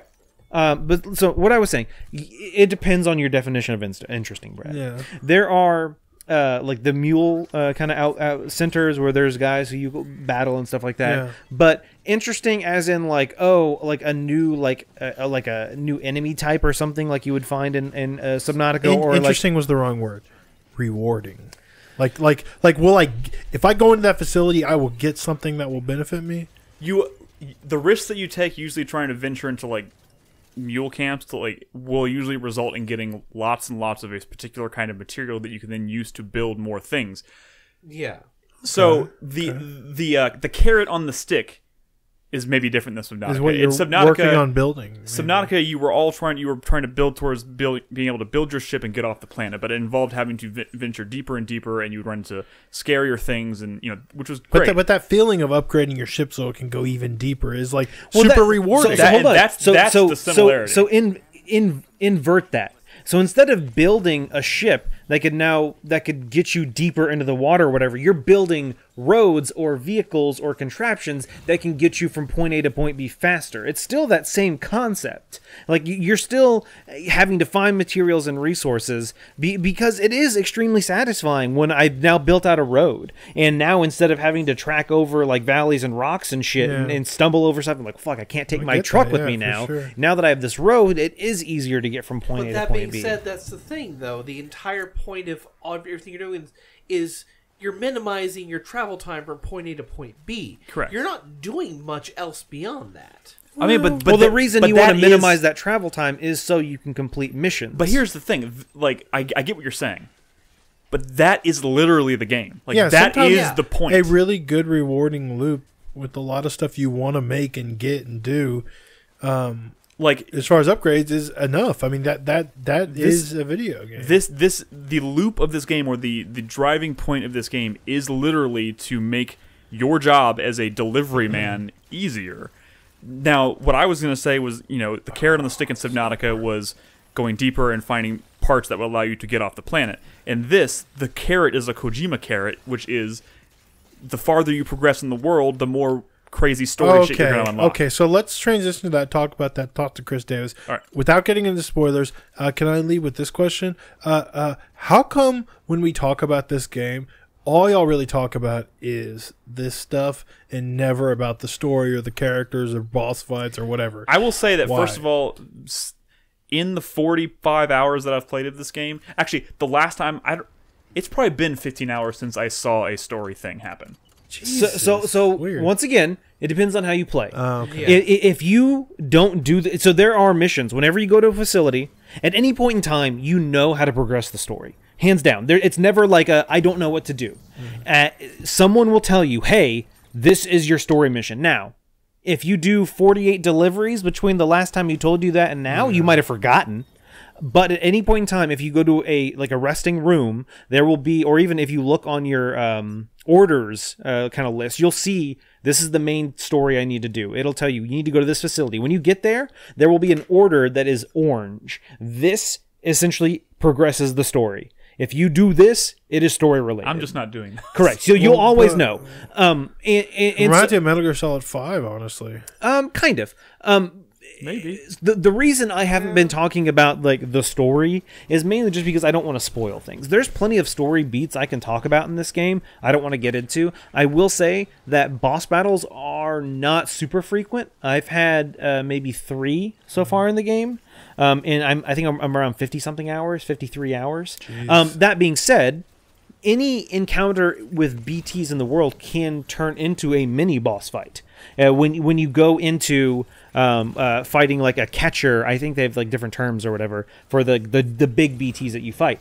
And it got to a point where I don't want to say they became trivial. They're not trivial, but they are much easier than they were early on in the game, and I was less afraid of them. Early on in the game, I was extremely afraid of being caught by BTs and having to fight this enemy. Yeah. Now where I'm at, I have my backpack. I don't know if you can see on the back of it. There's actually a bunch of shit on there. One of them is a giant battery, essentially, that provides extra power to my augmented skeleton. You've got grenade pouches. And I have a shit ton of grenade pouches. So early on, you could only carry like I don't know, 5, 6 grenades, not too many. Dude, I can carry easily like 10, 15 grenades on my, because I have a bunch of these upgraded grenade pouches. And the thing about the grenade pouches and the blood bag pouches as well is, are we resetting? Yeah, hold on one second, real quick.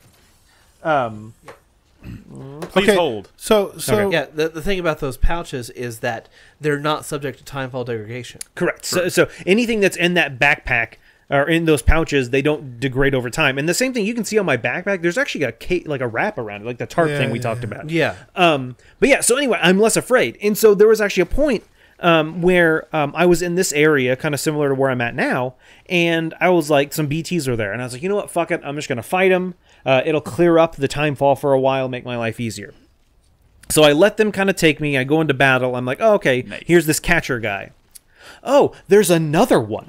So I had to fight fucking 2 at the same time. And that kind of completely fucking changed things. That was not something I'd ever fucking done before. I'd never had to fight 2 at the same time. I got out alive, but pretty fucking worse for wear. And that's- Like, I had used up almost all my blood pouches, almost all my grenades, trying to fight these 2 at the same time. And that was 'Cause- something that just happened out in the world? yes, just fucking randomly. I'd never had it happen to me before.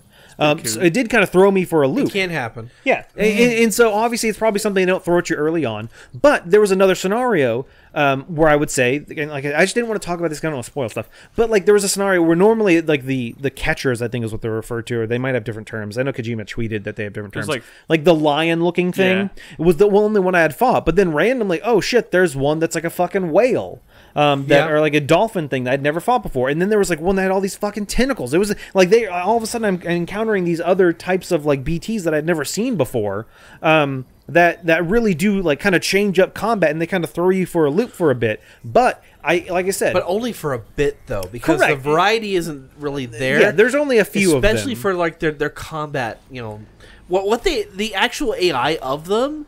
It's only like a few basic attacks, and it's very, very easy to subterfuge. Once you learn their attacks and understand how combat works, it is provided you have the resources on you. It does become less difficult. But that being said, like, the game throws fucking resources at you whenever you're fighting a fucking BT. Like, if you just look around, you'll find blood bags and hematic grenades everywhere. In fact, literally, the game will throw them at you. correct. No. Yes. which supports the idea that you probably can just critical path this. Okay, game, let- maybe. Potentially. You're right. Honestly, if I was to make any kind of like, as someone who is admittedly loving this game, there are a couple things that are maybe keeping it from being like obvious like game of the year contender stuff for me. One of which being, we've talked about it before, that's fucking annoying animation every time a BT is near. Yes. Yeah. It's It still is- driving me to distraction. Yes. What if Two- it pulled you off a zip line? How nice. Dude, No, have you, won't. have you seen Jaeger's tweet?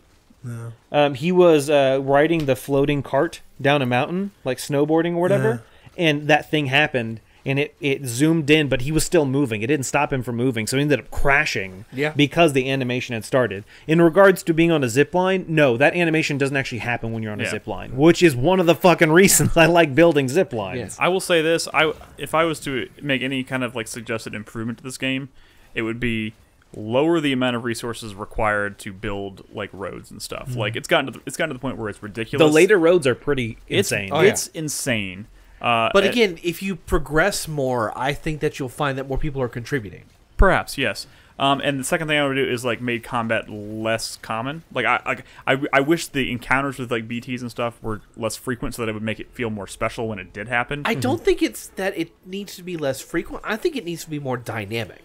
Because the problem is the BT encounters are in set areas all the time. Well, they don't change. You know the why only they time don't? They disappear is when the weather changes. Do you know why they won't change?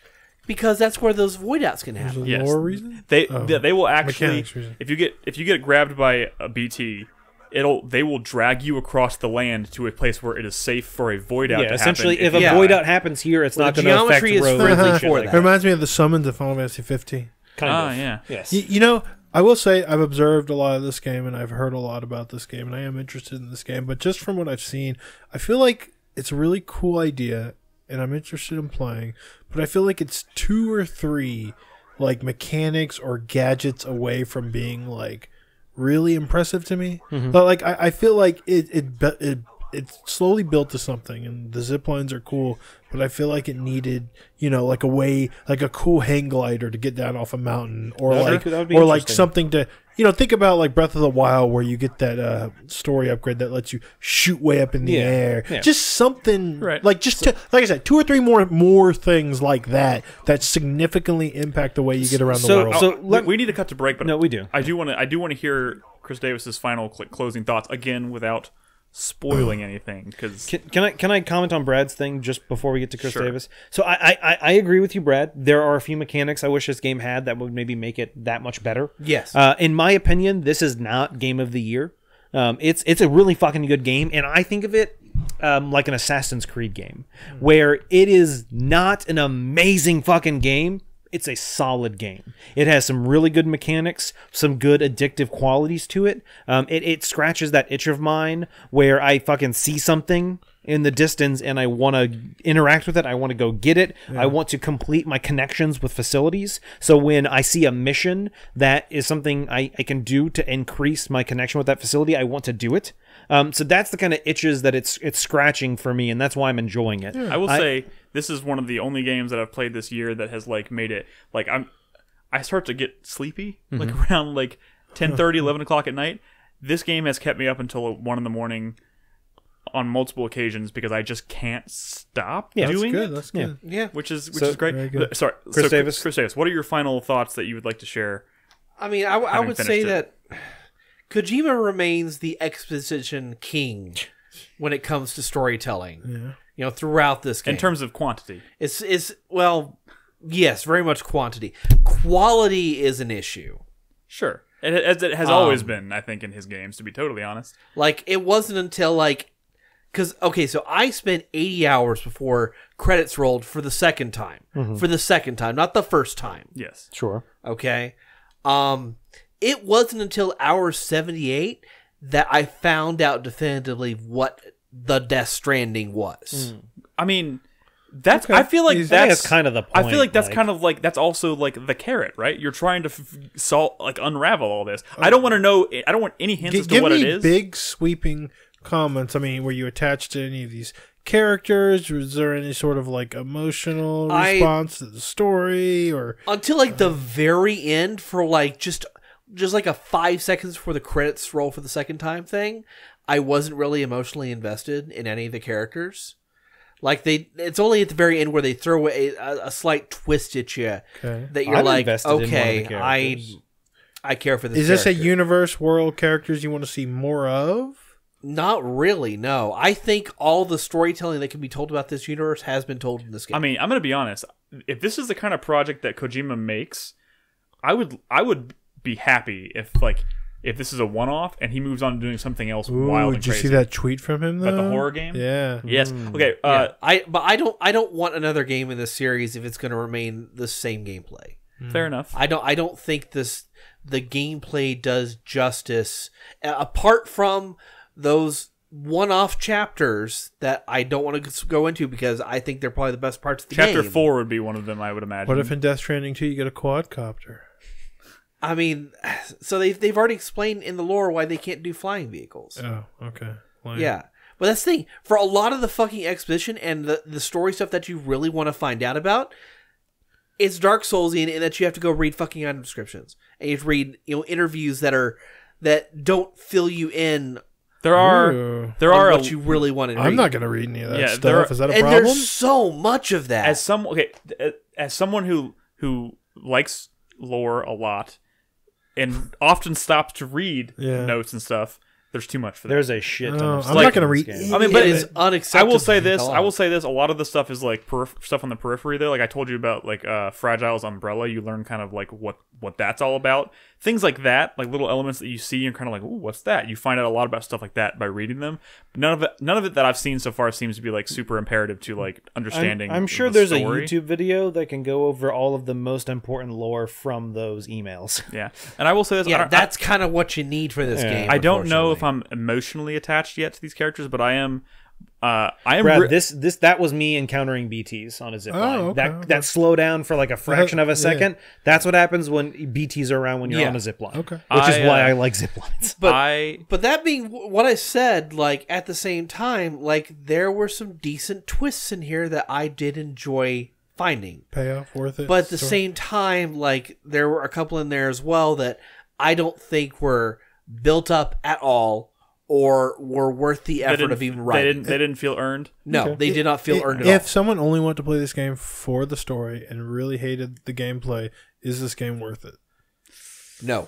I mean, it's a lot of gameplay you got to wade through. If you don't like the gameplay, I don't think you can make it. To There the end are of this game. sections, especially later past Chapter 5, where it makes you go do some ridiculous bullshit that takes you so long to just chug through. Because I would say that if you're not willing to go that extra mile and build out your networks and roll something like that, it's gonna be a nightmare. You're gonna be a nightmare for you. I would say Red Dead 2 is a game that I kind of really didn't enjoy playing, but I think the story was worth it. Let me give you a prime example of a side objective. We do need to wrap this up. And I will. We'll wrap it up with this. I found a prepper hideout that is west of Lake Knot City. Okay. It's a guy named John Elgert. And he wants pizza. Oh, pizza that guy, yeah. We've talked But you haven't gotten to the second. I've done the second pizza delivery. But that's not required, is it? No. But the I don't do payoff for actually completing his thing is one of the few instances in the game in which it's actually worth finding out about. All right, well then I'm going to go do those.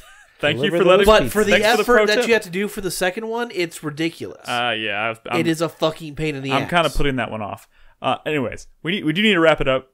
Thanks for sharing your thoughts. I'm glad someone's finished it and been able to talk about it a little bit. Somebody else, please finish this game. Like I said, I will. Speedrunners have done it under 5 hours. I have a 4-day weekend this weekend. My goal is to finish this game. Must be nice. Let's take a break. When we come back, we're going to have a conversation about Half-Life Alyx because that's been revealed. And then, of course, we're answering some questions from our supporters. And Plunge. So and the Cybertruck. Oh my god! Oh my god! If you're watching us live, don't go anywhere. We'll be back in just a moment.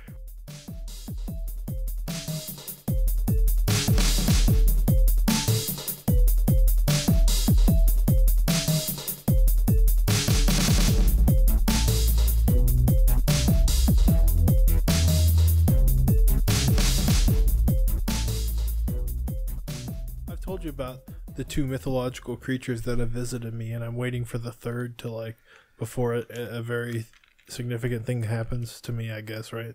The Ghost of Christmas Future is on the way.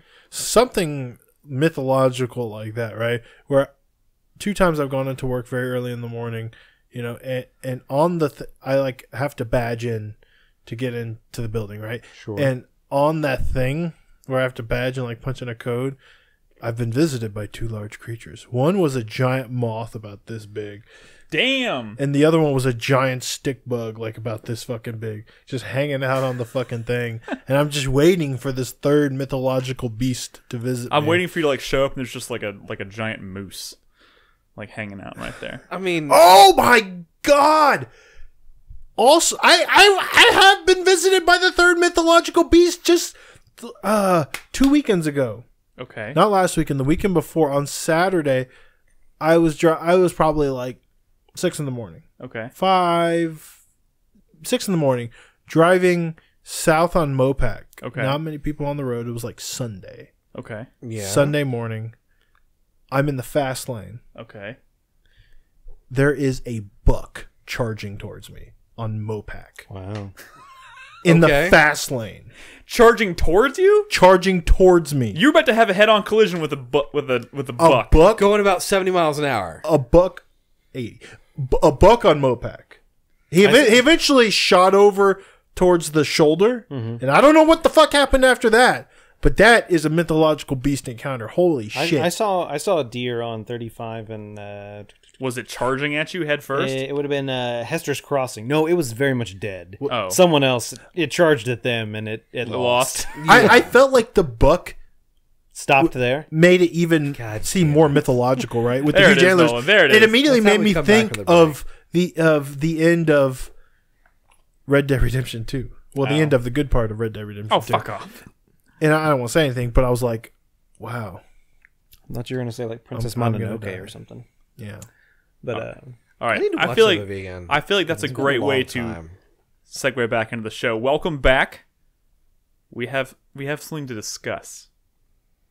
Video game related. Wait, fuck. It's called Plunge. Plunge. We can't- It's called I know. Plunge. Nick, take the plunge. We have Come a little on. game. We still have not checked this That really footage. wasn't what I was trying to build to, but Fuck it. We'll talk about it next week if there's no We'll footage. do it live. Oh I'll my God. act out the footage. Oh, we got footage. It's Plunge. This game is on. This game looks like Bud. This game is on. Actually, it has a very distinct art style. It kind of looks like black and white with like very strong neon colors and stuff, right? Well, then that's not black and white. Well, I know, but it's like primarily gray. And, it's and monochrome blacks, with right? a few highlights. Yeah, exactly. Okay, so this game is sort of a puzzly action game. It sort of reminds me of it's sort of grid based, right? Isometric grid based. You're floating on a grid in space. Every time you make a move, an enemy makes a move. Think about like Crypt of the Necromancer when you played on like the turn based mode, right? Yeah. So positioning is everything because you're kind of getting surrounded and you want to attack the enemies in the right order, like before they're going to attack, right? I mean, You can see kind of what they're going to do next. exactly. So you ever see like a square highlight pink, right? You just saw it there. That means that enemy's about to attack that tile the next turn, right? Yeah. So you got to kind of move out of the way. And the thing is, this game can be very fast paced because it literally moves as fast as you do, right? So if you're going really quick, it's kind of would be hard to follow on the footage. Sure. And it's been kind of like fast and satisfying to kind of get through. It is a roguelike, right? So you're getting kind of your traditional roguelike upgrades, and you're kind of watching your health because it's very limited. Because if you die, you die, right? You start the run As over. one does, yes. At least like maybe it's area based. I do get to the boss in this footage, and I beat the boss. It takes a while. We're definitely not going to get to the end of the boss. Real quick, what I'm gleaming from the actual movement of the character is when you push in a direction, you have to see it through all the way to the all the end. way to the end. So of like that. Correct. you're on the grid, you push forward, you go all the way until you hit the You hit the edge. plunge towards the. But the goal is to try and get to the hole in the ground, I guess. That takes you down. Yeah, I'm pretty sure that's the plunge. Lets you plunge down to the next level. Correct. level. You go down to the next level. In that sort of like puzzle game, man, I'm trying to think of like what it reminds me of, but the idea of sometimes you get like block moving puzzles on like ice, right? Yeah. Where you Like Ocarina. like Ocarina or, And you or slide like around a and million other games, right?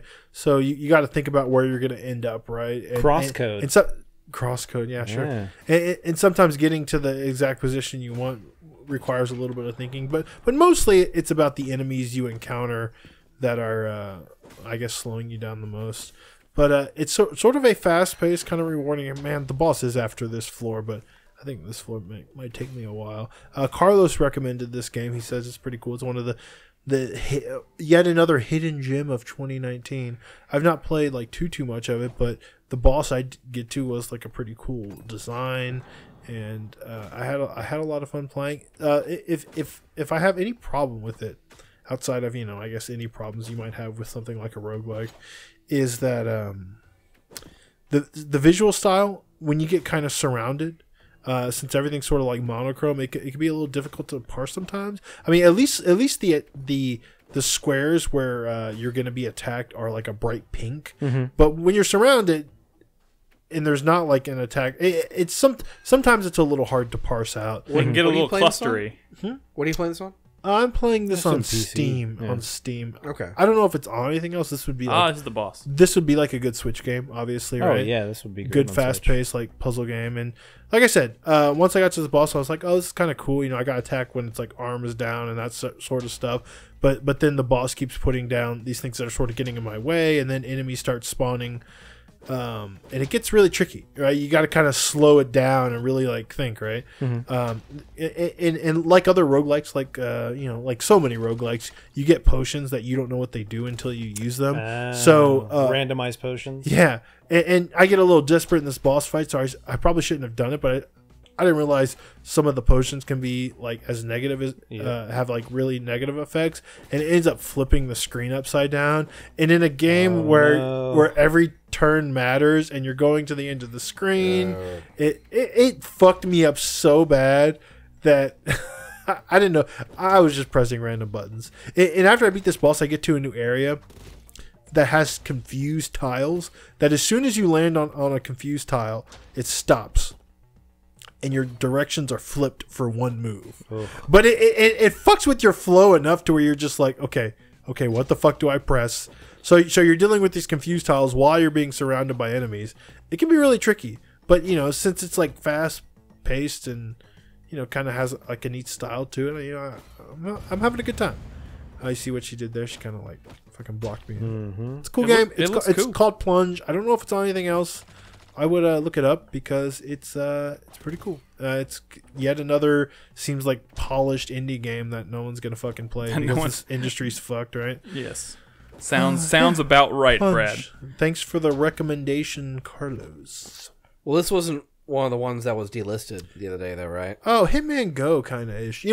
Definitely that like a turn-based game where everybody moves on the same turn at the same time. What? That was in the news.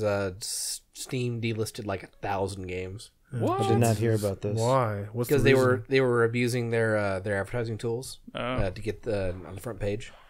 Oh, huh. Interesting. They initially delisted. What's it all crap? 2,600. Not all of it was crap. Give me one good game. That's not how You can't do Highway it. or something like that. I forget what it's called. He said a good game. What's it called? It's like Electric Highway or something like that. Hentai Highway. I don't actually remember the name of the game. Why wouldn't they just call it Hentai Way? Well, the problem is a lot of games were like getting caught up in the ban or the delisting because it was stuff done by the publishers, not necessarily by the devs. Oh, That's geez. unfortunate. Yeah. Pick your publishers carefully.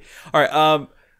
We have a big conversation to talk about, Yeah, right? we do, yeah. Last week we briefly talked about the tease for Valve was about to announce a new Half-Life game, right? Before it actually happened, it was kind of confirmed it was this VR title, and it was titled Half-Life Alyx. We have since gathered more details. We have since seen it. They've released a trailer for it. I watched we know, the whole 1 hour Jeff Keighley interview or whatever. Oh, great! Then you probably have more insight into it than I can probably give. But Because Half-Life fan here. Oh, you like Half-Life? okay, first of all, I think it's important, obviously, to open by saying that first and foremost, a new Half-Life game has been announced. Yes. Which is Yeah. bizarre and wild because I never honestly thought this was going to So happen. It's wonderful is what it is. When we heard the tease and and Valve was like, "There's going to be a new Half-Life game and it's going to be VR."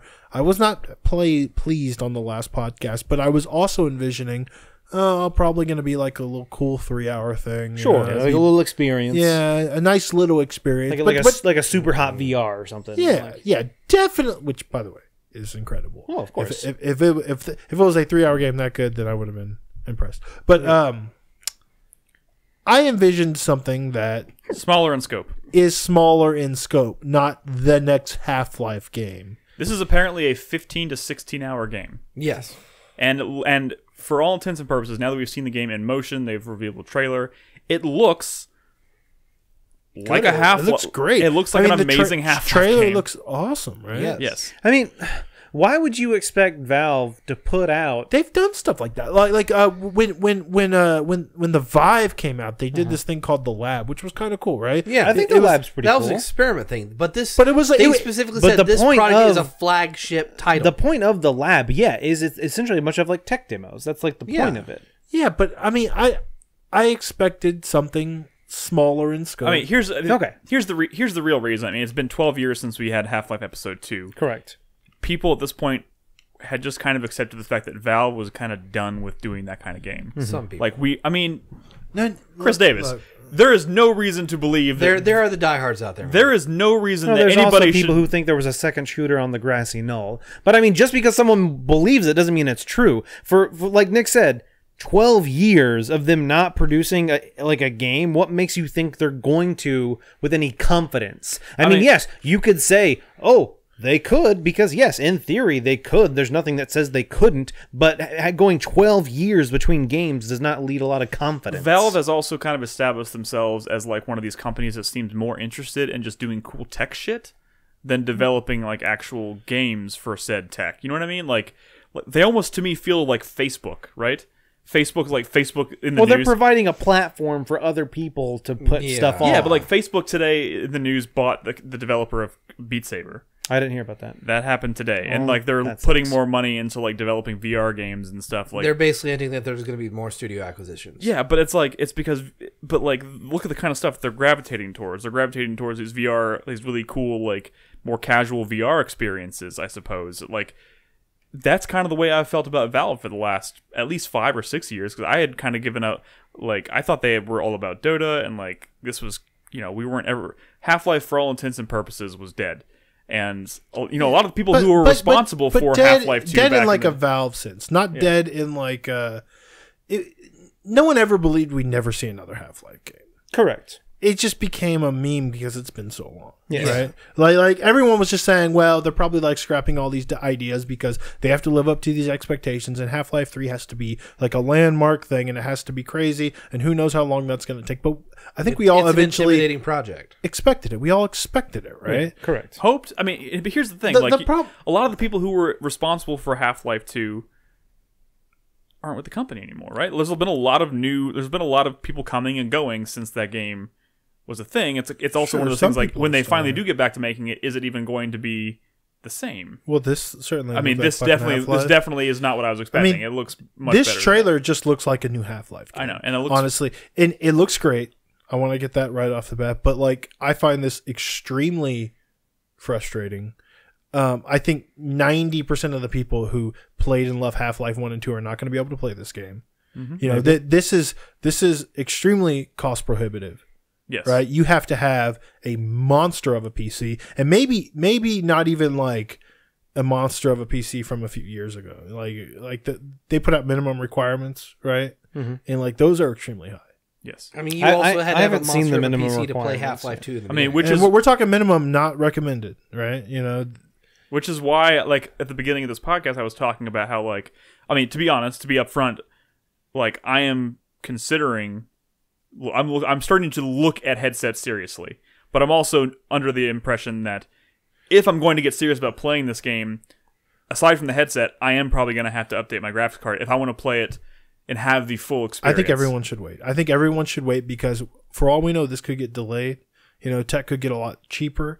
There could be new tech out there. You say it could be delayed, but I mean, Jeff Keighley said he's already played through the game from beginning to end. Yeah, he told everyone 18,000 times because he's so fucking. So the proud of minimum it. requirements are an i5 7500 or a Ryzen 5 1600, 12 gigs of RAM, and a GTX 1060 or an RX 580. That's not an insane, like this computer right here. If you didn't have this, a computer like this would cost you maybe $800, $900. But That's before the headset, though. I understand. We're talking Yeah. about minimum, and we don't know if that's with all fucking headsets, right? Because some headsets are more powerful than others. But they've specifically said, that any Steam VR compatible VR headset will play this game. not well, No, they have said that specifically. Every single one that does but Steam not VR. but not all like.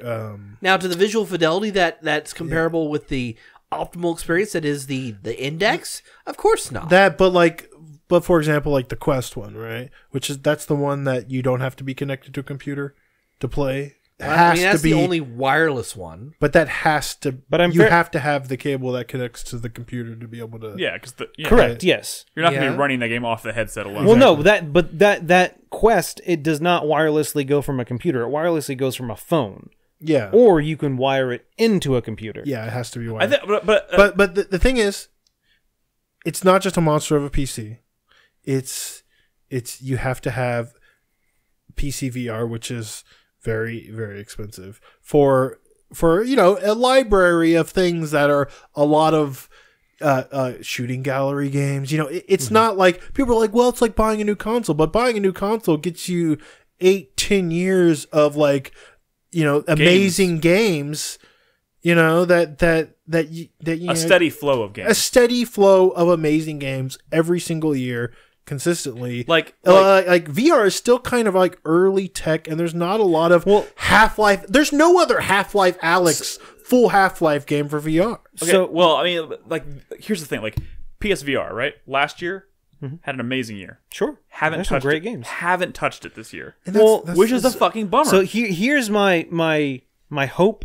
And what happens is anytime Valve does come out with a new game, it generally is like trend setting. They generally do things that no one else has ever done before, and they kind of change the game to an extent. And that's my hope that's what they do with this, is they kind of like say, hey, look, this is what you can do with VR. And other developers are like, oh shit, I'm going to get on that. And now other developers start putting out games in a similar vein. I will say this, though. Like, I felt that exact same way after I finished playing Resident Evil 7.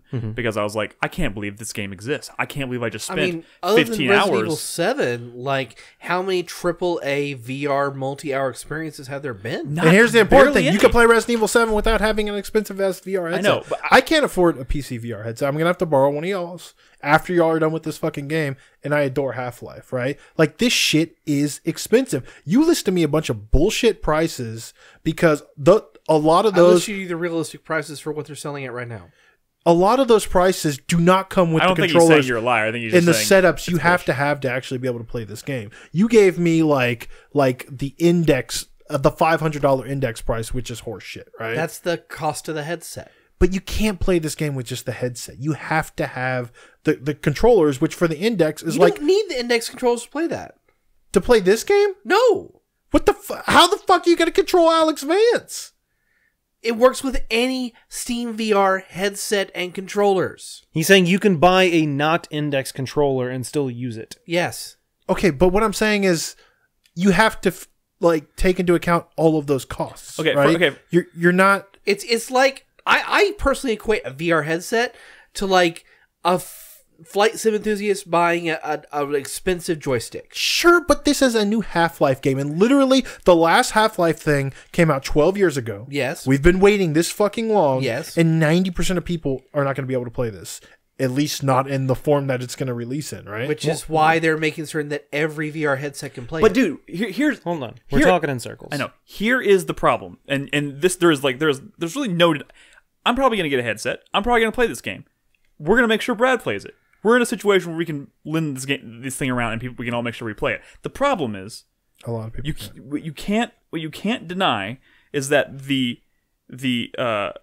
how cost prohibitive it is. Like, you have to have a good PC, you have to have a VR headset, great PC. You have to have a great PC, you have to have a VR headset, and you have to have a game.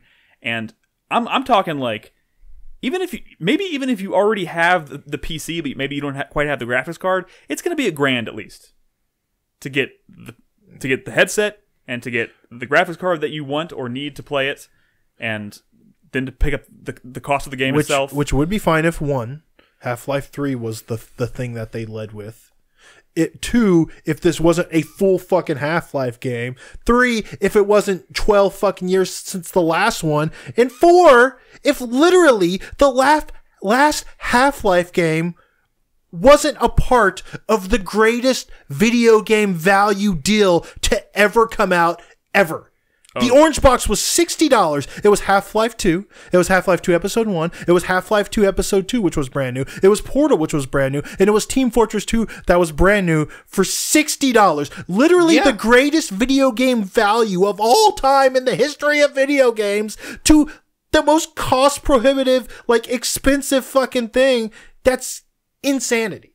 Millions upon millions of people played Half-Life 2. That's not going to happen with this game. Brad, a loaf of bread used to cost 5 cents. You can't just... I understand where you're coming from, and yes, I agree with you. The orange box was a great value. I have it sitting up right there. Everyone does. It was a great value, but that was also a long fucking time ago, and you know what? Valve likes fucking money. But they're not going to give shit away. But the point is, Valve could do that back then because they could afford to do that. They even have more money now. True. It just... What if this was Half-Life 3? Everybody got to play it. In a couple of years, then this came out. It wouldn't have stung so much. Maybe. I love Half-Life, and this hurts so much. I get it. I get the frustration. I totally get the frustration. And this, it kind of comes back around to like me saying that Valve seems, as in general, while I'm glad they're making a Half-Life game and they seem to be taking it very seriously, but at the end of the day, they seem more interested in pulling off something that's really cool tech-wise, even if it's cost prohibitive, than they are in making a hardcore Half-Life game that is accessible to the masses. So I saw someone say, like, in Discord, it's like if the new Halo only came out, it was like you had to have a Kinect to play it. And I was like, well, actually, if the Kinect was like $600 and the last Halo game was 12 years ago, and you probably need to upgrade your Xbox, like it's... Then it would be the same. Yeah, it's... Okay, a couple suppositions we're doing here. Number one, we're not thinking about what the actual scalability of that engine's going to be, like for low, medium, and high requirements. Well, they didn't announce a PSVR version. And that's another thing. They're going to port this eventually. I mean, I hope so. But, I mean, wouldn't they have mentioned PSVR if it could run the fucking thing? They have zero incentive to not port it. I just wish, man, I just wish there was a version of this game you could play outside of VR, like Resident Evil 7. But maybe eventually there will be. Granted, it was designed for the ground up from VR. All we have to go on right now is what they've announced for what's coming out in March. Same day as Cyberpunk, by the way. Oh wow! March is going to be a fucking nightmare. Yeah. Well, not quite as bad now that Last of Us has been pushed a little bit. Oh wait, no, that was February. Oh, yeah, and then there's Final Fantasy, and then there's Doom, and there's don't worry, some of that stuff will get pushed again. Better not be. But yeah, this is. Can we talk for a second about what the game actually looks like, though? I mean, fucking gorgeous. Now that we've gotten the now that we've gotten the vitriol out about how angry we are about it, about how cost prohibitive it is, like, I'm kind of shocked at how good this game looks. I mean, modern games, modern engines. I mean, you can do a lot nowadays. I mean, maybe it's more of just shock and surprise as to how familiar it still feels in terms of, like, I was like, what does a Half-Life game 12 years after the last Half-Life look like? Mm-hmm. And it looks like more Half-Life, just prettier. The thing is about that series with their art direction, it's kind of timeless. It's going to look good no matter what platform you play it on, in what year you play it on. I mean, I don't know. Well, yeah. I mean, Half-Life 2 still looks pretty good, I guess, even years later. But I mean, it's not timeless in the same way that something like Wind Waker is timeless. You know what I mean? Like, it is a realistic art style, so it will eventually be dated. Yeah. But Half-Life 2 seems to be aging a lot slower than most other things. But I don't know. I'm torn between being excited and being kind of in the same camp as Brad here, where I'm, kind of pissed. But it is really cool. Now, one thing in the trailer they released, I thought I heard, like, a little bit in the background, like the dialogue that happens at the very end of Half-Life Episode 2, where Valve are specifically saying that you really want to finish Episode 2 before you play Alyx. Because I'm wondering, because everyone's always talking about how they never did Half-Life 2 Episode 3 where they wrapped up because they dropped that on a huge cliffhanger. Yeah. What if this... I know this is supposed to be I wouldn't be surprised if it's this a prequel was, starring Alyx Vance, but what if by the end of it you are caught up with the events of Half-Life 2 and then they actually do give you a conclusion to that? And that would be incredible. It's possible. Would, again, really suck to have only a small percentage of people be able to experience that. So many assets were created between the time of Episode 2 and And now, like, if you were to watch anything for the Valve News Network and look at everything that they've created, that's in folders labeled HL3 and HLVR. And because the thing about Valve is that since everything's unified on the same engine, they all also share assets from all those different games. So you'll find assets from Left 4 Dead in assets for Half-Life. Yeah. You I mean, know? it makes sense from a development Like the standpoint. Borealis, for example, is a fully modeled ship that is in Portal and is in Half-Life 2. But that was stuff that was going to be for Episode 3. They have a really interesting approach to development, and I should probably finish episode 2. you've never finished episode 2? Dude, What man. the fuck? How far did you Yeah. get? How far did you get? I do. You don't even know what we're talking Dude, about. the last time then? I played this game was like probably at least 10 years ago. And it hasn't been spoiled for you? Yeah, no. Oh, my man. god. I wish we were doing Half-Life 2 for Project Ed. Now I do too. Anyway, Oh god, but we couldn't do the episodes. let's move Well, they're on. like 5-6 episodes. Is there anything else we want to say about this, or have we I pretty want much to say the last fucking really cool thing about this game is that is the first fully official Source 2 engine game. Oh, Like, they have integrated Source 2 into like Dota and other things and Artifact, but like there was no game that was built ground up for Source 2 until now. And that's what this game is. And if this is like the baseline for Source 2, like this could be Half-Life 2 all over again in terms of not only what it does, the jump in tech. the jump, but for what it does for the community and what they create. Because one of the things that's coming with this game is like an update to the Hammer Source engine and how people create maps and assets and things like that. It may be a revolutionary again. I'm sure it will be. Well, it'll be really interesting to see how it turns out. It's just going to be... Can you imagine what the 2020 Gary's mod is going to be?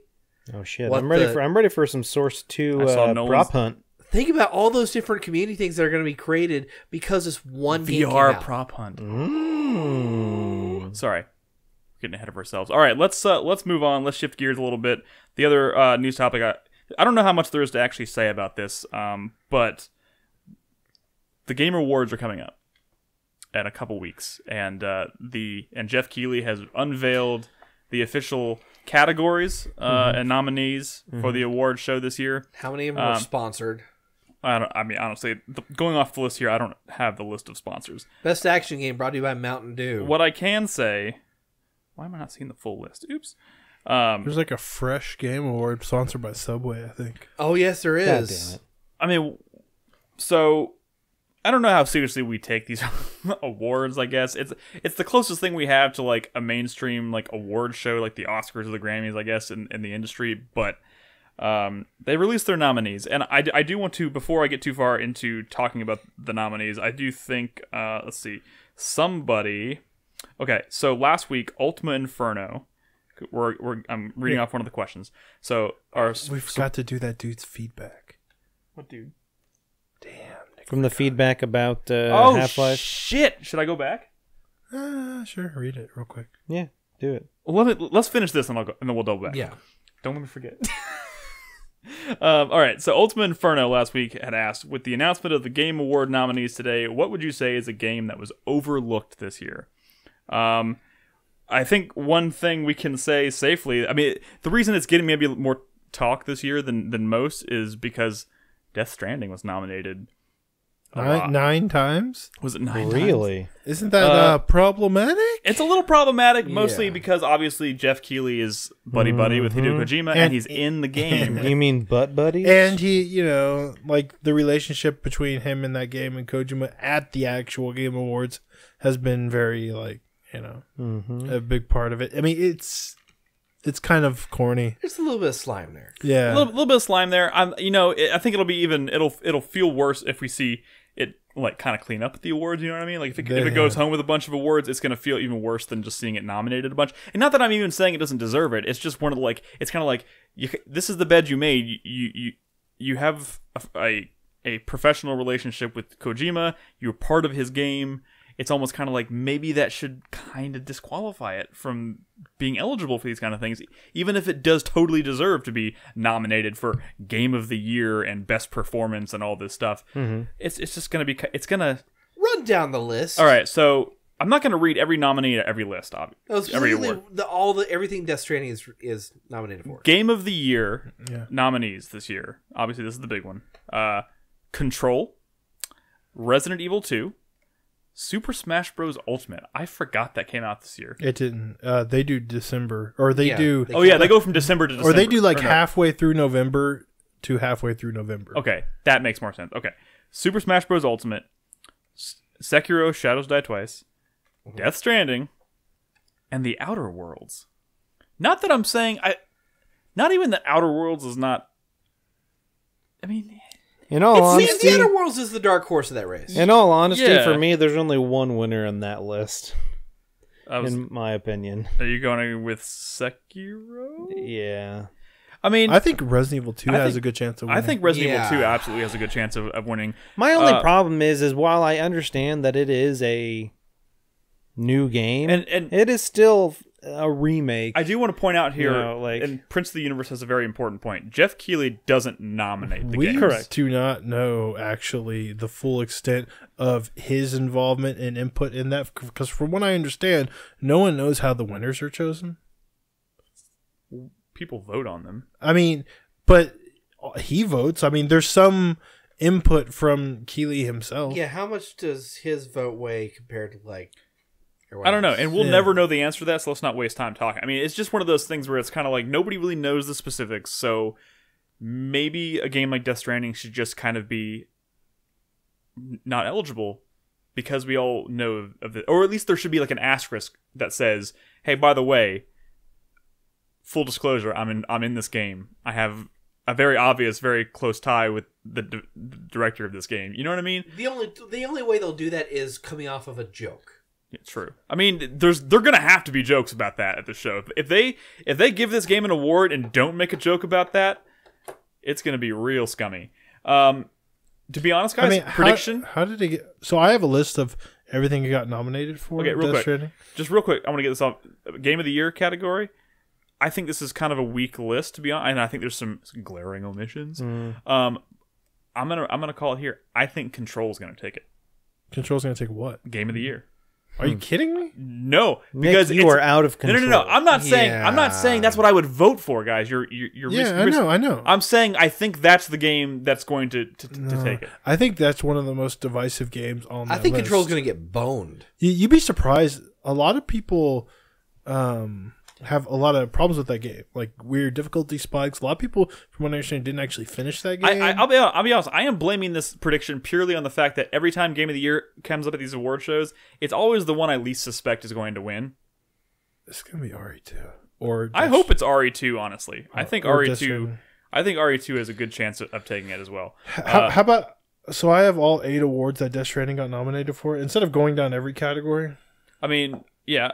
Can I go do Best Narrative, because it is nominated for that, but I think there's some important inclusions there to mention. One being Disco Elysium. yeah. Disco Elysium, the fact that it got nominated for, it came out pretty late in the year and I think that's kind of an underdog here. Well, I think a lot of late in the year games, like the Oscars or whatever, get more. I mean, you're more likely to get nominated if you did come out in the back end of the year, because when people send in their list of games that they think should be nominated for each category, the shit that they're currently playing is what's on their mind, or the shit that they just finished. Here's the thing. Let me just say this, and I will say this, and I swear to God, it's the last time I'm going to say it, and then you can read your fucking list of games it was nominated for. There's some weird inclusions here too. Not that I'm saying it doesn't deserve it, but like A Plague's Tale: Innocence is on this list. Where the fuck is Days Gone, you son of a bitch? Days Gone. Days Gone got fucking boned in this for list. best narrative.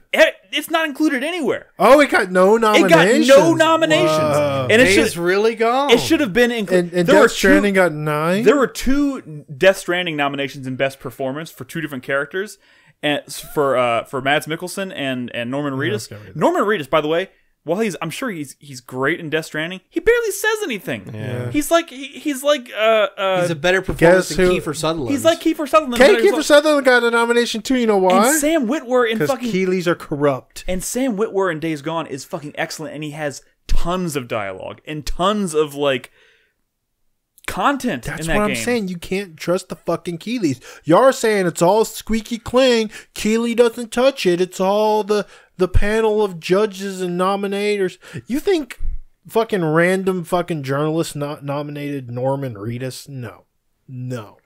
Fucking no way. It blows. You kidding me? It honestly blows my mind that something like Disco Elysium, like such a deep cut, like Disco Elysium got included here, but like an obvious choice like Days Gone, for even if it was just best performance. The game is full of amazing performances. Yeah, but Disco Elysium deserves to be in best narrative.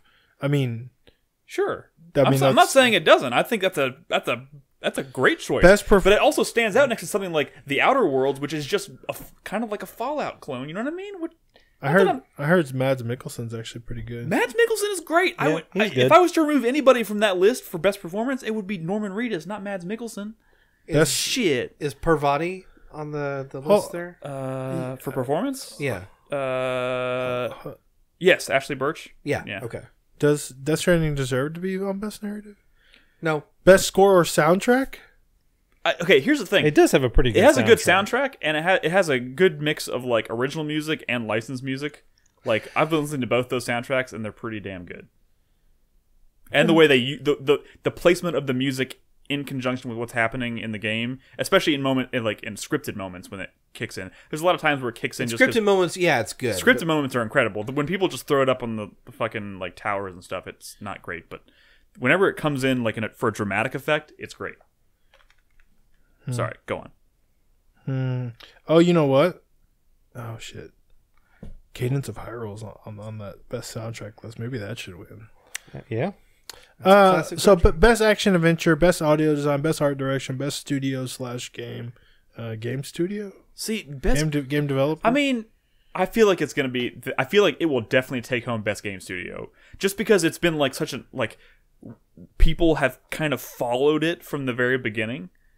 3 years ago or 4 years ago, we were just getting our first glimpse of like him opening the studio, and it was a very public thing. He was very open about it, so people have been following. It's not going to win best studio at all. I'll tell you which will. Capcom. For Resident Evil 2, for Devil May Cry 5, like they have so much like goodwill from this year. Like people keep talking about Capcom. Iceborne. I will make a hot dog bet with you. Okay. Is I think Kojima Productions is going to take home best studio, and I think Capcom is going to win.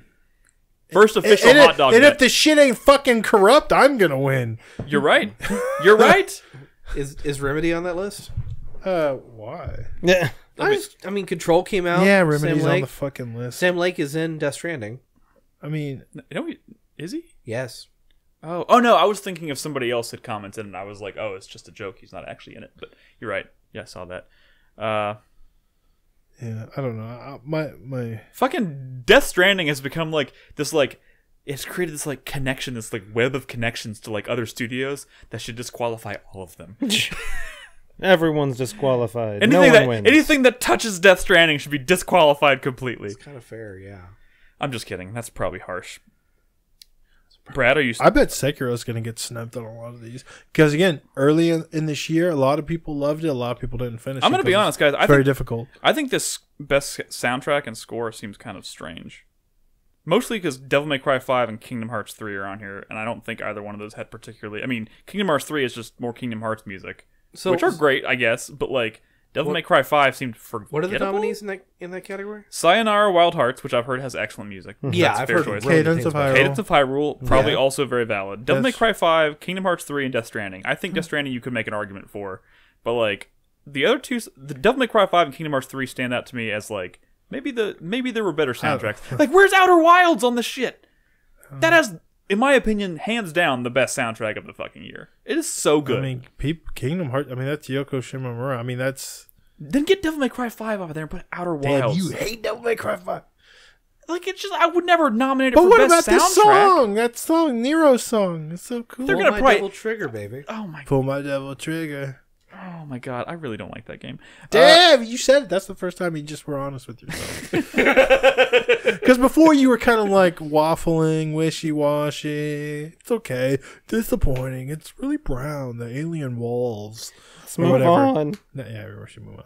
Hey man, that game just didn't do it for me. What else going on? What about games for Impact? What got nominated? Gris, Yeah. Yeah. Okay, that's a good one. I haven't played that, but I want Concrete Genie, to. Okay. Life is Strange 2. I haven't touched. Has anyone here played Life is Strange 2? No. That's going to be a no. problem. One of Is my it even George. finished? Is it even over? What is yeah, it? it's ending next week. Oh, Okay, so it's not over. Then we could very easily like play all that back to back and like Yeah. How about y'all play Before the Storm? Because Before the Storm was great. kind words, Don't even know what lo-fi that is. chills What the fuck is beats. that? What the fuck? Kind words, lo-fi chill beats to write to is what the game is called. What the fuck? fuck I have you. never heard of that. I heard of Sounds wild though. And Sea of Solitude. Is that like wait, hold on, say it again? Kind words, and then in parentheses, lo-fi chill beats to write to. So Let's turn to our indie king Carlos. so lo-fi is LOFI? Yes. So that's been around not too long ago. There's like a YouTube video like playlist or whatever that's lo-fi shit like hip hop beats to like study or whatever too. And I don't know if they've like I don't understand if that's like a game. Like I listen. There's a Spotify playlist that I listen to. That's why I was just kind of pulling it up, and it's lo-fi hip hop beats music to study. That's weird. Or relax to. And I'm curious if those have something to do with each other. I don't know. Keep hitting my mic. Speaking of so mobile game, I just thought we did talk about several of these games this year. What the Golf got nominated. Great. fair. Grindstone got nominated. Okay. And Sayonara Wild Hearts again. And did anyone here talk about Sky Children of Light? I feel like we did. I That's don't that. think so. That's that game company. But that's Yeah, nominated. yeah. I mean, it's Apple That was a successor to Journey, right? exclusive. It's iOS exclusive. Oh, that's why. What is that one called? Sky. It's not even part of Apple Arcade. It's called Sky. It's called Sky. Sky Children of Light. Wait, there's like another game from Ubisoft called Child of Light. Child of Light. Yes. Oh, that's gonna get confusing. Yeah. So I feel like that kind of covers a lot. So, did we talk about audio design? No, Do we need to? not really. I think Resident Evil 2 should take that. Yeah. Or Control. I mean, Control had really great audio design. But Gears 5 got nominated there. Sekiro. See, they're sometimes they pick games that like I just don't really stand out to me usually as like great audio. Sekiro had great audio. So Yeah, what's in the fresh category? Fresh? What do you mean? Is Fresh presented by Subway. Eat fresh. Oh eat no, fresh. they don't list those here. Oh. Anyways, I think that's a good. I think we did a pretty good job of covering the highlights. But oh look, Best RPG. Outer Wilds got nominated for debut indie game, so people are definitely recognizing it. And see, Outer Wilds, Disco Elysium. There's a handful of games that mainstream press does get their hands on, and because there's enough like word of mouth, and Disco Elysium is one of them. Outer Wilds is one of them. People actually got around to playing those games, so they are going to win some awards, or they're going to definitely get nominations, and they're going to get a lot of talk from a lot of these sites and stuff. So don't be surprised. You're not going to hear anyone talking about fucking Superland though, which is yeah, their fucking problem. but you know what? Dumbasses. We will talk about Superland because that's Goddamn right we will. all right. At least me and Nolan will. Did Below come out this year? No. No. No. I didn't. No. All right. Well, it came out in December. That game. That's it for Game Awards conversations. The good news is, even if it turns out to be a train wreck, Game Awards always has some pretty interesting announcements that are made. So hopefully we'll have some new. There's game hints that announcements. we'll get more Half-Life Alyx there. More. Well, yeah, but I'm talking about like that'll be like the reveal. But like I'm more interested. Last of Us Part 2. I am always bummed when I see. I mean, when I see that kind of stuff pop up on the screen because I'm like, yes, we know this exists. I'm already sold on it. I want to see the debuts, like the shit where it's like the lights go down and it's something we've never fucking seen before. Yeah. There's rumors that we might even get. There's talk of Resident Evil 3 being officially in development, and like people were saying like, ooh, what if they do the first teaser trailer for that at the Game Awards? Like that's the kind of shit I am there for. Anyways, Elden Ring. Elden Ring might get its gameplay debut. Like some big shit. What about Starfield? to Starfield. I don't think we'll see that. No, Bethesda, they'll There's- say that for their stuff. Somebody said Metroid Prime 4 might get a teaser. Who the Well, fuck then knows? again, didn't Yeah, Skyrim. Skyrim got announced at the Yes, Game Awards? it did. Yeah. It did. That fucking still hype-ass trailer to this day. Also, The Last of Us got announced at the Game Awards. But I mean, we Yeah, already but had that The was Last of Us back 2. before anyone knew what it was. Yeah, that was... That was like a nothing teaser. I mean, I'll be honest, the last couple of years, as far as Game Awards announcements, unless I'm forgetting something, have been kind of disappointing. But there's always that hope, because there has been big stuff announced here. So we'll find out very soon. All right, Nolan, are you ready to do community stuff? Yeah. Here's the thing. Did you see that doc I shared with you? Yeah. Do you have it? Mm-hmm. Okay, cool. So, guys, so we mentioned this last week because, first of all, thank you guys so much for all the questions you send in. We got overwhelmed last week with questions from Patreon supporters and Twitch supporters that we didn't have time to answer them all.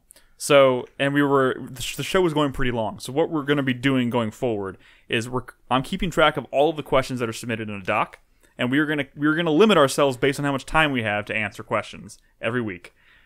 If your question doesn't get read, it won't be forgotten. It'll be on the doc. We'll know we haven't addressed it, and we will bring it up again on a future show. Unless it's a bad question. Unless it's a bad question. There's also So unless Carlos asks, there's the also question? some questions that we may save and read and answer on like fun nights where we do like multiplayer nights and stuff. I think that'd be really fun, right? We're sitting around, we're playing the games, and we have someone reading off questions. You know, Yeah. Some of the crazier questions might be good for those nights. Yeah. So I'm just saying, in the past, it's gotten steadily.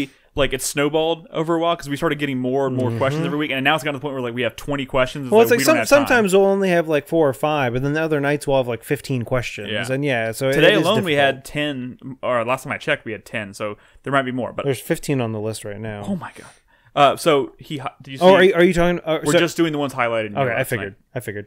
So and one of them I already read. The top one I already read because that was The Ultimate Inferno. So real quick, yeah. So were there any games that we didn't say we think may have been overlooked? Metro. Metro got snubbed.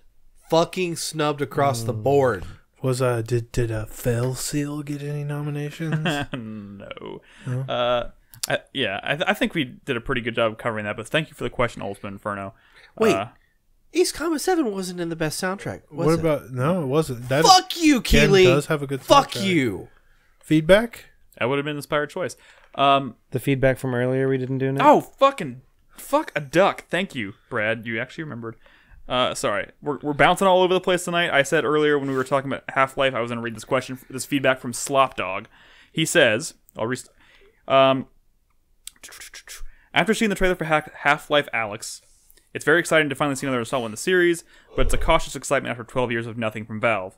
And I had slowly accepted over the time that the developer had put their ambitions indefinitely on hold while continuing to regularly put on Dota 2 updates, TF2 accessories, and Counter-Strike Go skins. The only thing that gave me some sense of closure for the series was the episode 3 post on Mark Laidlaw's personal blog, the writer that worked on all the previous Half-Life games that detailed his version of the final chapter of the series. By then, I was convinced that Episode 2's cliffhanger ending would never be resolved. Even now, it might never get a conclusion. But after years of rumors and theories that came to nothing, people reading way too much into file names, like Chris Davis, and Valve having nothing to show whatsoever, they finally present a trailer. And while it doesn't remove all the frustration from those years of silence, it's like a bittersweet treasure, and it will probably get me to take the dive into VR. If anything, there is at least the pessimism that the March 2020 release date will be extended. Worth the wait? Time will tell. I think the very well thought out comment, thank you very much. I think we covered our reactions to that pretty naturally. I think it's fair to say worth the wait. Yeah. It'll be no matter what it is. It's Valve. It could still fall apart. It's Valve. I'm pretty sure it'll be good. I mean, yeah, I feel pretty confident in that too. But it's still probably good practice to not just assume it's going to be good. You said Chris Davis kept chanting "Trust and Respawn," and Trust and Respawn. While Star Hashtag. Wars: The Jedi Fallen Order is a fine game, it is definitely not without problems. It is also a remarkable departure from everything else they've ever done. Fair enough, but that doesn't change the fact that it's got problems. So it's not. All I'm saying is blind faith is maybe not the best practice. We need There's some, no we need developer some you don't seeing eye faith here. Yes. All right, You don't have Nolan. blind faith in something? Let's circle back around to actual questions from supporters on Patreon and we Twitch. don't have any new patrons this week. That's okay. We still like Dragon Quest Builders 2, did that get any nominations? I don't think Nope, so. I That did game was not. a fucking great game. Yeah. All right, so let's get to some of the questions from our supporters on Twitch and our patrons. I guess if I'm going in order, the first question this week is from a Twitch supporter, the man of the lamb. 2019 is almost over. Overall, how do you think this year's games compare to that of previous years? That's a very broad question, but Pretty good. we tend to think of like I feel like we tend to look at years like for whatever reason we just like January through December like defines like is a specific set of time, and we judge the game that whole year based on the games that came out during that time, right? Yeah. Even though there's nothing really different between 2019 and 2020. It's just you know what I mean. Another day. I think what we should do is similar to how the Game Awards goes from November to November. I think we should do October 2016 to March 2020. I think that should be our range. Yeah, I like it. Yeah. For what? For like Game of the Years. Oh, yeah. No. For 2019. That wouldn't make it Go any. fuck yourself. That wouldn't make it any easier at all. Then you just have a bigger pool to pull from. You're burning yourself on this. No. I still argue we should do it like the Oscars, where we don't do it till like March Okay, of the following year. we're not answering the question. Let's back it up. How do you feel 2019 has been compared to 2018? Wait, is that what he said specifically? Yes, Or- specifically. How do you feel 2019 2019 is compared to previous years? I think there were But fewer. I think there were You fewer. said two different things. No, he didn't. No, he dude. said it's Specifically to 2018 or yes, specifically 2019 to 2018. Brad, why is this so hard? He just said, how do you think the games of this year compare to games of previous years? Okay. Okay, That's, well, that's a different let's question. do 2018 Let's because just, previous years are 2018 through 500 BC. So that's kind of hard. Let's do 2018. I think it just means how do you feel about the year in general, right? yes, I think that's probably the best way to read I the think question. while there were some very good games, I think there were some better ones last year. I think this has been kind of a slump year. I wouldn't necessarily say slump. I mean, there's been some great games. Don't get me wrong, but like, there was one year.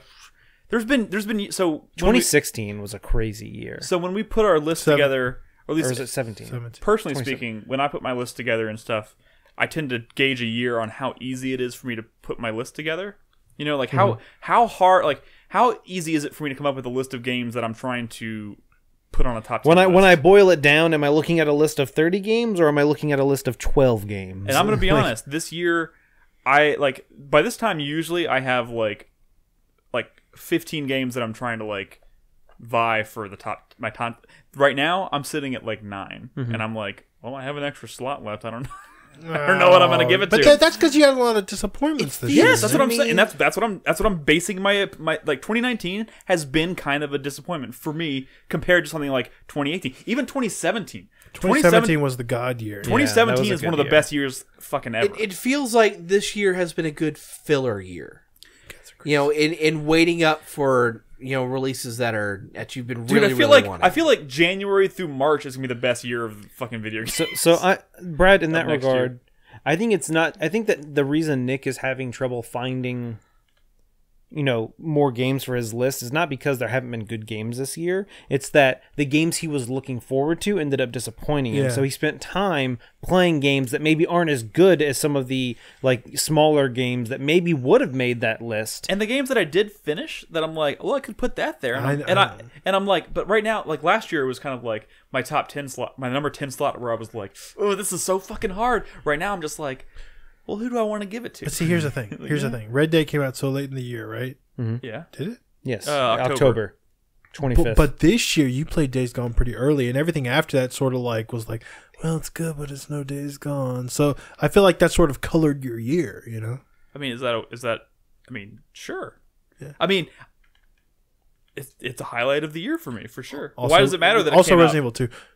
Yeah, I mean, Which would yes, get these very are obvious early in choices. There are definitely some obvious highlights that I think are going to appear on a lot. I of can't people's answer this lists. question because I haven't finished a lot of these games. All right, well then shut up. Brad. There's also a lot of Let's move on. like- I think we've answered the question. I'm not quite sure what this year's like Return of the Oberdin is. I think I might know what it is now. Oh, You know what I mean? But like for a while Super there, I was Baba's you. for a while there, I was Oh. kind of. But I'm talking about unanimously, like Outer Wilds. Everyone on this couch is kind of like, "Fuck yes, I love this game." Outer Wilds. Or Disco Elysium, I maybe. wouldn't say Outer Wilds. Gotcha. Yeah, just go. Yeah. All right, well, let's move on. Next question from another Twitch supporter, Villasaurus. What are you making for Thanksgiving? I am not making anything. I'm going to my I'll parents' look at my house. list right now, actually. So this is actually the first year that's similar to Nick. I'm not making anything. Generally, every year, I'll do a turkey. We'll do sides and stuff like that. This year, we said, fuck it. HEB, a local grocery chain, which is more than that, they are like selling like a Thanksgiving like meal or whatever. And so we bought into that because we kind of want to do nothing just because we've had a lot of it. I mean, like, I actually had a Friendsgiving last night with some people around here, so we made food for that. So I mean, I've already kind of made, but it's less of a big deal when it's not Thanksgiving. Yeah. You know, it's just it's essentially like a potluck with some people. Yep. And so it's like, I'm just going to make this thing. Whereas on Thanksgiving Day, it's like, I got to make like a turkey and I got to do this and blah, blah, blah. And I have to like, I got to get out my fucking like serving tray and shit. So this year, taking it easy. I am making some like pumpkin cookies. Nice. But I mean, yeah. I just realized what we need to do. No, Chris We Davis. don't need to do anything. You can't spring No, ideas. we're doing a nice Friendsgiving thing for Carlos, in which we're We going ain't doing to order shit for him the Carlos. pizza of the month from Double Dave's, Oh. which is the Thanksgiving pizza. Gross. That sounds really disgusting. It has That's it has turkey, brown gravy, Oh. stuffing, and cranberry sauce on it. I'm usually a fan of like weird. This shit is like that. Carlos. It's perfect. Well, Carlos would probably love it. There's I'm going over to my parents for lunch, but we're my wife's mother and sister are going to come over for breakfast, and my wife's going to make like a French toast casserole or something, or French toast something. I don't know. Really good, I bet. But in case like we don't want to make anything else, so the day before I'm going to like the donut shop to pick up like kolaches and stuff. Yeah. But they're not going to be open on Thanksgiving, so they're all going to be like day old like donuts and kolaches and stuff. Yeah. Just to have like support the French toast casserole. So Well, we'll look around. There's a bunch of I would- places actually I staying would open say- on I would Thanksgiving. on say- Thanksgiving. Yeah. There'd be some. If you end up getting them the day before, I would just say like put them in like a Ziploc or something, Yeah. just so they don't get stale. Yeah. And then I think if you heat them up, they won't be too bad. I'll tell you what my dad says we're going to have for Thanksgiving. He says we are cooking ham, beans, tacos, and mashed potatoes. Tacos.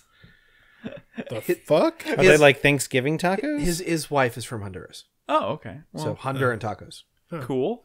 I mean, we're going over to my parents' house as we usually do, and my mom was done with turkey years ago. Like she just can't. She's like, no. So we've been doing something. We've been doing weird. Why are you laughing already? Are you Fred? half Honduran? What? Me? No. Anyway, move on. We've been doing something untraditional for the past few years. We did turkey, or we did lobster 2 years in a row. Yeah. And this year we're doing, Gooey duck. no, not duck. Fuck, what No, is it? gooey duck. Not gooey.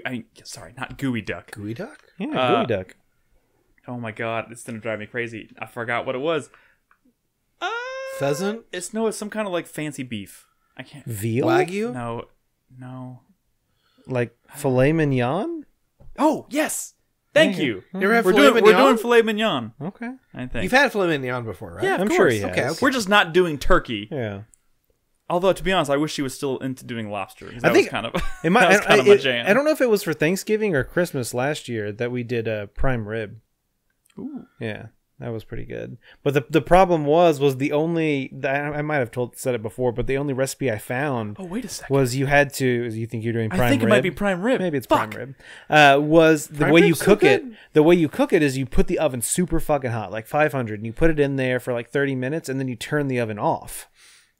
And you let it like sit and like the heat, like just because you want to it's a low and slow kind of Yeah. thing, but you want that crust to form on the outside. Yeah. But the problem is I have a wall oven, and so when you turn the oven off, it vents all the heat out of the oven. Oh. And so I had to, and I was like, I don't know how else to cook this. So I had to shut off the breaker to the oven so it wouldn't vent the heat out, so it would stay in there. That's awesome. But yeah, All right. it turned out great. Cool. Happy Thanksgiving to everybody out there, by the way. Yes. Happy Thanksgiving. For those who celebrate it.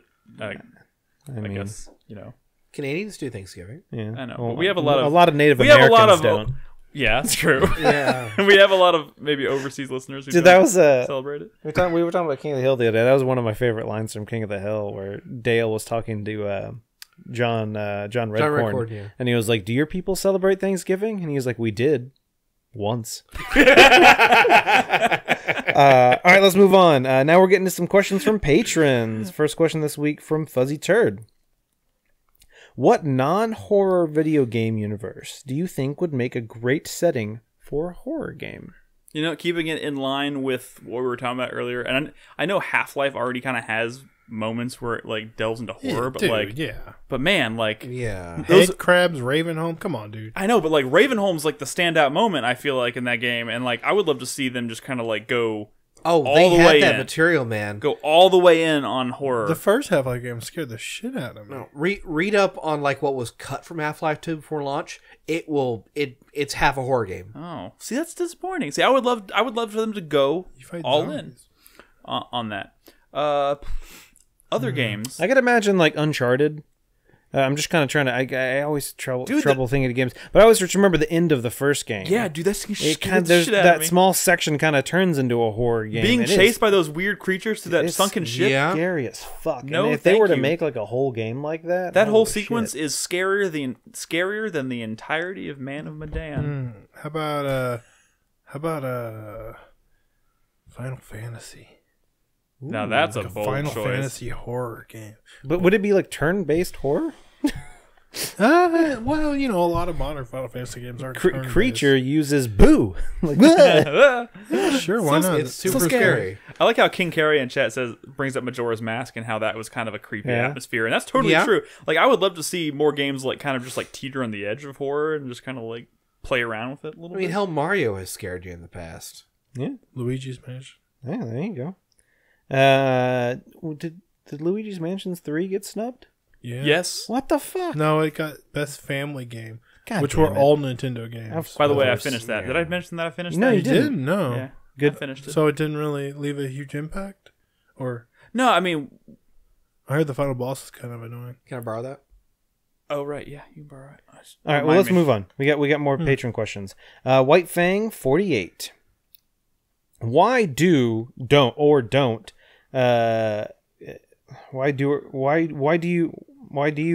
not play multiplayer focused games? Is essentially the question.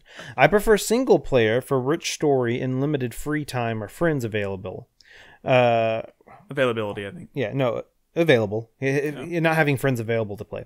Oh. Really interested in hearing Chris versus Brad. Nolan, who enjoyed Last of Us multi religiously. So it's essentially saying, like, why do you or do you not play multiplayer games? I think a big element is not necessarily a lack of friends, but a lack of friends on the same schedule is like a big part of it.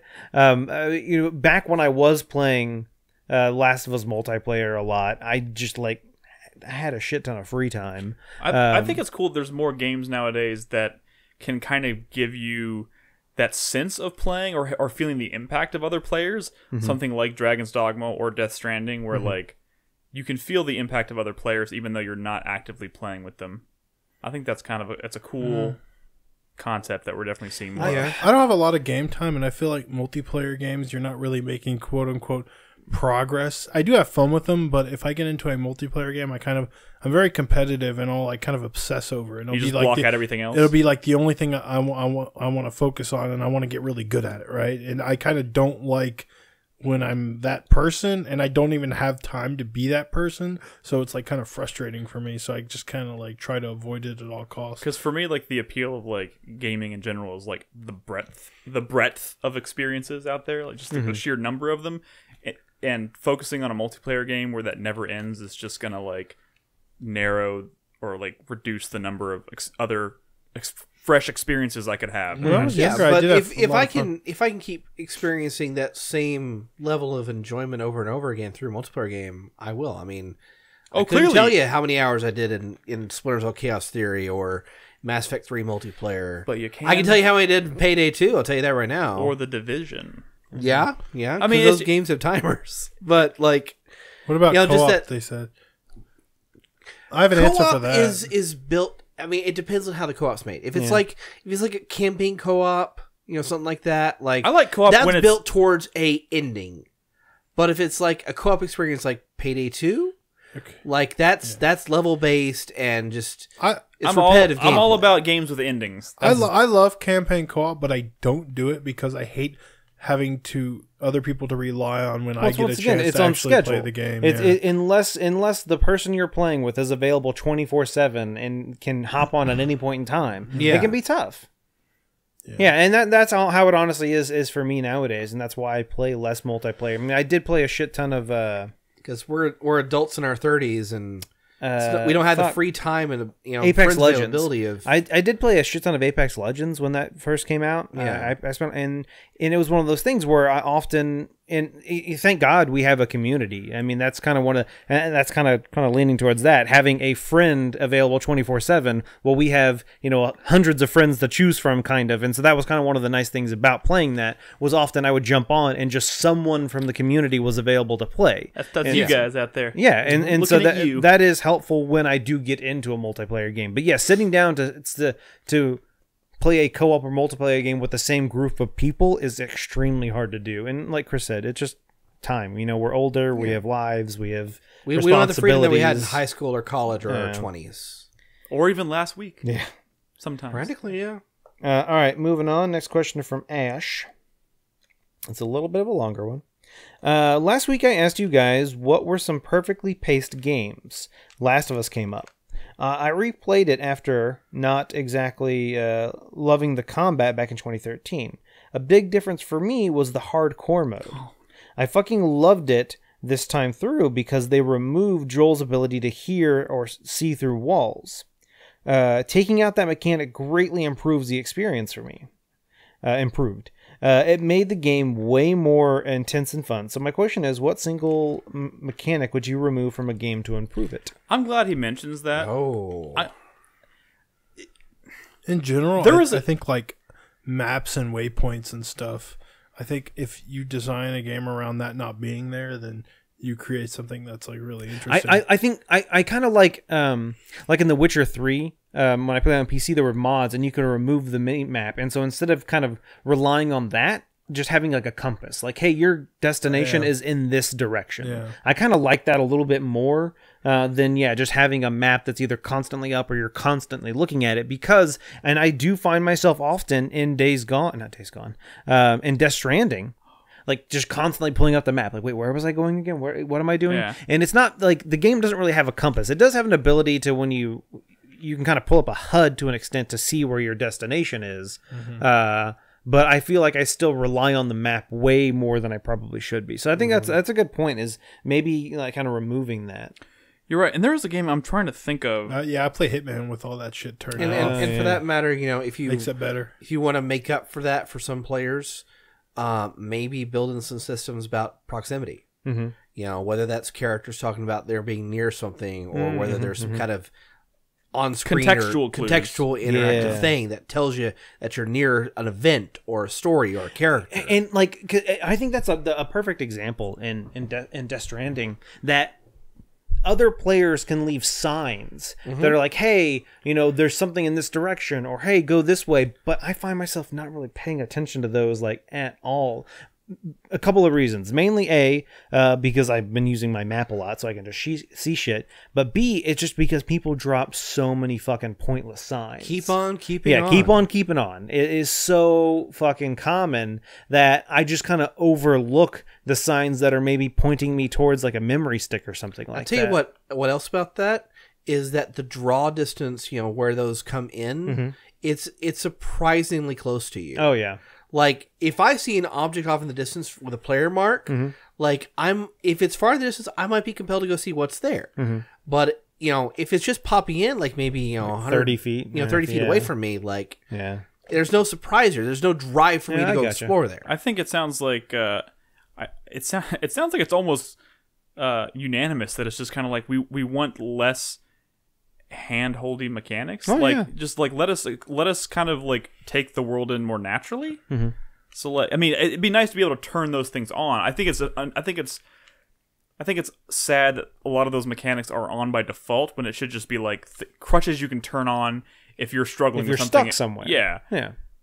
Because there is something very satisfying about he's talking about The Last of Us, which I love the combat in The Last of Us, but like if I had forced myself to turn off the ability to see through walls, I would have thought a lot more about having to just blindly walk through a door.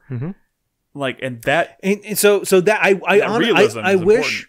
they, and I can't remember, I can't remember if they do it. I know in hardcore mode it's not really there at all. But I wish they did something more similar to the multiplayer. And in the multiplayer, your listen ability isn't infinite. You have you can only use it for a few seconds, and then you have to wait for it to recharge. So you gotta use it sparingly. Yes, and so I wish the main game was like that as well, where you could almost to an extent get kind of a pulse of what's around you, kind of similar like the pulse in like Death Stranding, and then you have to wait, and it's not like 2 seconds. You have to wait like a good 10, 15 seconds before you could use it. And again. also the thing about that was also that in the single player, it slowed down the gameplay when you were a little bit. Yeah, that's true. But in the multiplayer, yeah, it was still going full speed. Yeah. Gotcha. All right, let's move on. Next question from the Drunken Merchant. After playing Fire Emblem 3 Houses, I'm so done with silent protagonists. I used to be just fine with them, but I'm tired of playing a dumb, lifeless shell that needs side characters to talk for me. Link being my only exception. Is there any game mechanic or reoccurring theme in games that you used to love or accept that you've completely grown out of? I think agree with him, by the way. I think a lot of what we just talked about kind of applies here too, where it's just like it was nice when we were getting these like these worlds that were way bigger than we were used to, and when we were first kind of getting used to those kinds of experiences, it was like, okay, I do kind of need you to kind of show me how to navigate this thing. But as we became more accustomed to open world games, they never reined in those hand-holdy mechanics, and it's just kind of like, let us explore the world naturally. But I do agree in like what Brad said. Silent protagonists. Super over those. I did very, very, very lightly dip my toes into Astral Chain. So week. Actually, Astral Chain was what I was going to bring up, and one of the frustrating things about that is the fact that depending on if you choose the male or the female, the other one you don't choose is fully voice acted. And of course, I'm going to play as the female. Yeah. But it just really sucks that and I agree with what. I'm sorry, I forgot your name. Drunken Merchant. What you're saying that I feel like my character's dumb when like someone's just like voicing like, oh, do you mean this? And it's like, well, how come my character couldn't fucking just say it? Yeah. And there are plenty of games that have customizable characters that are voiced. I mean, look at like Mass Effect, Dragon Age. Yeah. Dragon Age. You know, it's a fully customizable character that has a personality. That still has a personality. Who the fuck cares what they look like? Yeah. There are plenty of games. I think that give you that option. Saints Row, yeah. Good example. Oh, I'll tell you one mechanic. I don't know if this is probably not a mechanic. It's just a feature that has become widely accepted for some reason that I fucking hate. And we used to refer to it here as jelly vision. I think that shit needs to go away. Holy shit. They're still doing it? It hasn't gone away? Dude, no. Yeah, that still does it. I am not even kidding you. The one thing that is probably that would probably keep Luigi's Mansion 3 from being a shoo-in on my top 10 list is the fucking noise that it makes when you're low on health. Ooh. It is like, which is not the same as jelly vision, but it's just as annoying. Don't be low on health. Indicators. I've never been low on health. Low health indicators are the fucking worst. Yeah. Like, it is literally like, I'm not even kidding you. Every time I would be low on health in that game, I would pick up my controller and mute my TV. Because Robin would come in from the other room and be like, what is going on in here? And be like, this fucking game won't shut the fuck up. It was so bad in that game. It's like a fire alarm with a low battery. Yeah, it's terrible. It's fucking terrible. That's been a problem for forever, and very few games really think about that. We don't need to be reiterated over and over and over and over and over again that we're low on fucking health. We know that. I know I'm dying. Because you're finding other ways to tell us. A reoccurring mechanic or in whatever in games, Pokemon. They're all the fucking same. I'm sick of it. I really want to play Pokemon. You're just mad because of Dexit. Next question. Totes. From Don Dolan. Passionately French kiss a horse for a full minute, or eat a whole can of dog food from a dirty ass dog bowl. Okay, first of all, I've read a lot of Are articles. these things we don't want to do? No, you pick one. You, One or the you have to other. do one or the other. Can I do both? Yes, at the same time. So I've seen a lot of those articles lately because the news exposes you to like all kinds of things you wish you didn't know, and it's like this man died because his dog licked him. You ever see that? It's like he gets like a rare like a dog like licked like an open cut or something, and he died of like an infection or something like that. And I'm just like, both. I don't know if I'd want to eat out of the dog bowl. That seems really not safe. But then again, that can't be much safer than making out with a horse. But I don't know if we're thinking about this from a safety perspective. It was more of just like the experience, right? Well, you gotta figure out which experience. Well, here's my question: like a horse's mouth is pretty big. Like, am I like inside the horse's mouth, or is it like? Because they also got some fucking chompers, man. They Horse will teeth are fucking fuck you up. If I can comfortably stick my head inside the horse's mouth and just lick its tongue just like dab for a minute, I'm fine with that. Just like dab his tongue with my tongue for a few minutes. But it says passionately. I can make it passionate. I don't. Maybe. I still can't forget. I'm worried about the aftermath of that. I still can't forget brush your that teeth. episode of Next or the Fifth Wheel or whatever. The horse gets going. With I still can't ever forget that episode of Next or the Fifth Wheel. One of those shows, I don't know what either of dating those shows where they like vote dudes off or whatever. And the woman who was on it, the attractive young lady that all the dudes are trying to get, she's like, I love my dog and he's gotta love my dog, and she opens her mouth, and like her teeth are showing, and she lets the dog like lick her teeth, right? And one of the dudes lets the dog do that too because she's like, I'm gonna get this chick. Dog's gotta lick my fucking teeth. And he did it, and he still got the boot. Oh, I thought you were gonna say she wanted him to lick her teeth. I thought you were gonna say one of the dudes was like, nope, I'm out. Just like stood up and like left. Yeah. It's awesome. Oh my god. Someone can find that episode. I I would do anything. The thing is, I don't really know what show it was. I think it was Next. I think there's something frightening bus? about trying to kiss an animal passionately that is much larger than you. So I'm gonna go with eating the food out of the dog bowl. I'd rather eat the dog food. Yeah. It's a dirty ass dog bowl. I mean, it's eat a around the dirt. It's a dirty ass horse's mouth. Like what? I mean, maybe they. Can I just fuck the horse? You don't want to fuck the horse. Jesus Christ. I mean, First off, you need a step ladder. No. Dude, I'm not even tall. I feel like so I just feel that a dirty dog bowl. Because it's like, it's clearly, the dog's eaten out of it before. They didn't lick it completely clean. There's some bacteria in there now. It's been sitting there for a few days. I've got a good immune system. My bowls are so gross. My dog's bowls get. By the time I'm washing them, it's like, what did you do to this bowl? I did not hear you say bowl initially. What? That is said not what balls? I heard. Did you hear balls? Mr. Yes. Greentoe says dogs have better mouths than humans for kissing. That's a myth, actually. That is definitely a myth. That is an urban How legend. would you know that, sir? Oh my god. Brad, I don't think I've ever gotten more mileage out of a joke than the one you made about when I said it's blacker than the inside of a cow in here, and then you said, what did you say? You said when I'm inside of a cow, I just see its back. What? God damn. Jesus Christ. All right, well, that's all the questions we're answering this week from our Twitch supporters and our supporters on Patreon. Did we answer the horse question well enough? Yes. Yes. Okay. Like Nick said didn't say earlier, that. we're not going to be answering every question that is asked. But if we do not get to the question, it will be up for grabs in the following weeks. Or like we had mentioned earlier, maybe the next time we do a game night or something, we'll start rattling them off there. Yeah. So thank you for all your questions. And let's go ahead and wrap up the show with the 4-player minute. Okay.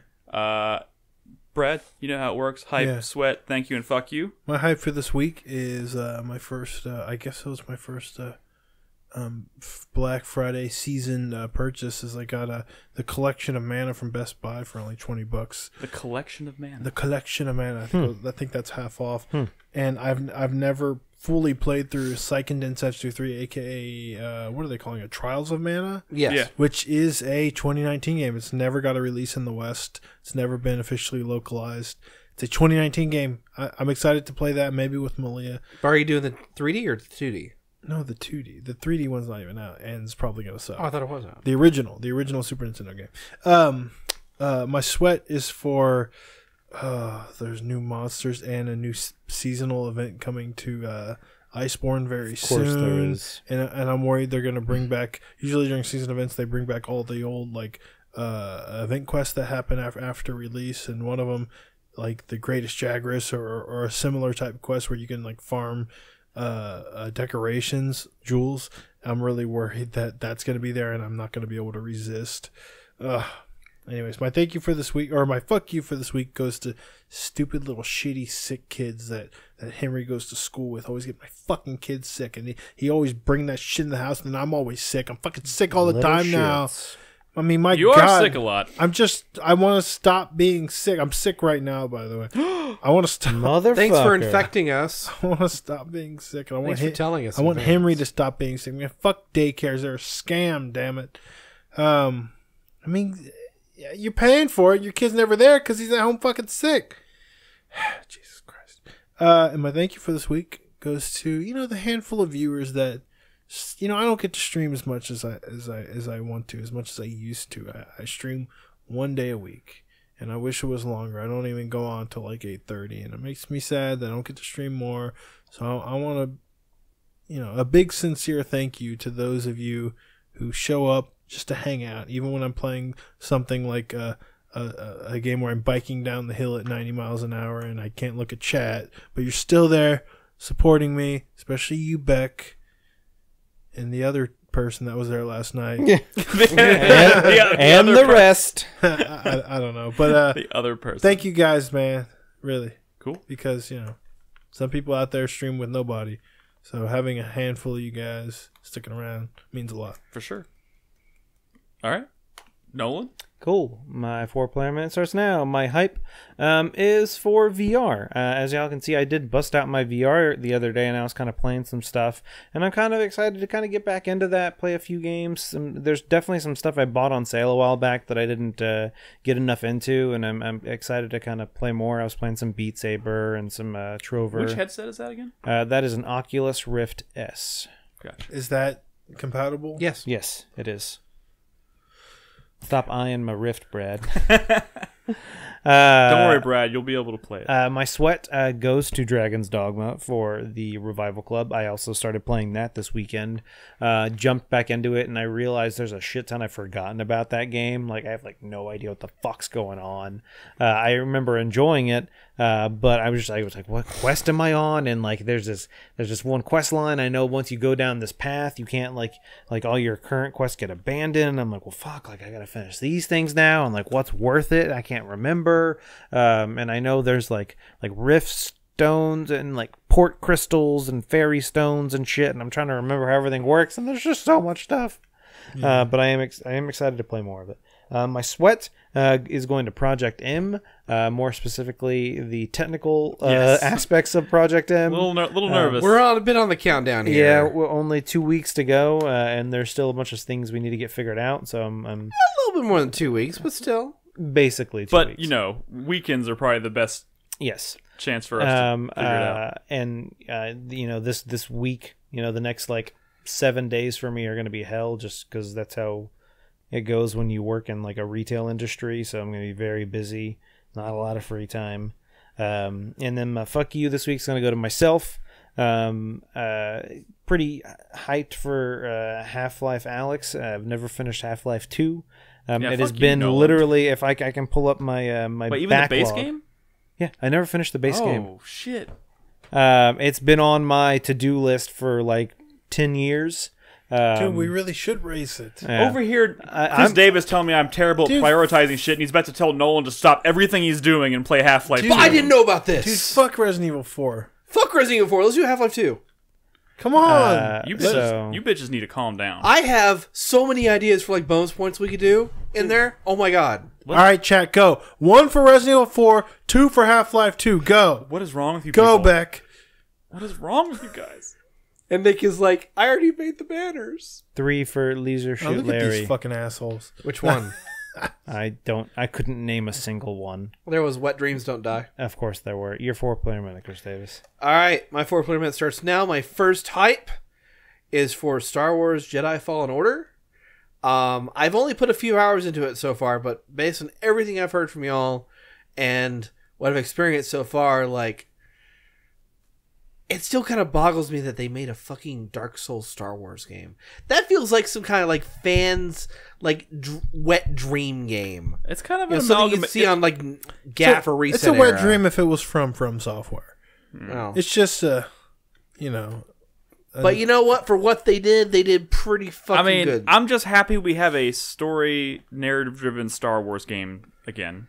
My second hype is for Black Mesa, because last week they posted a mini update for November in which they said that Nihilith and the in-game chapters are complete.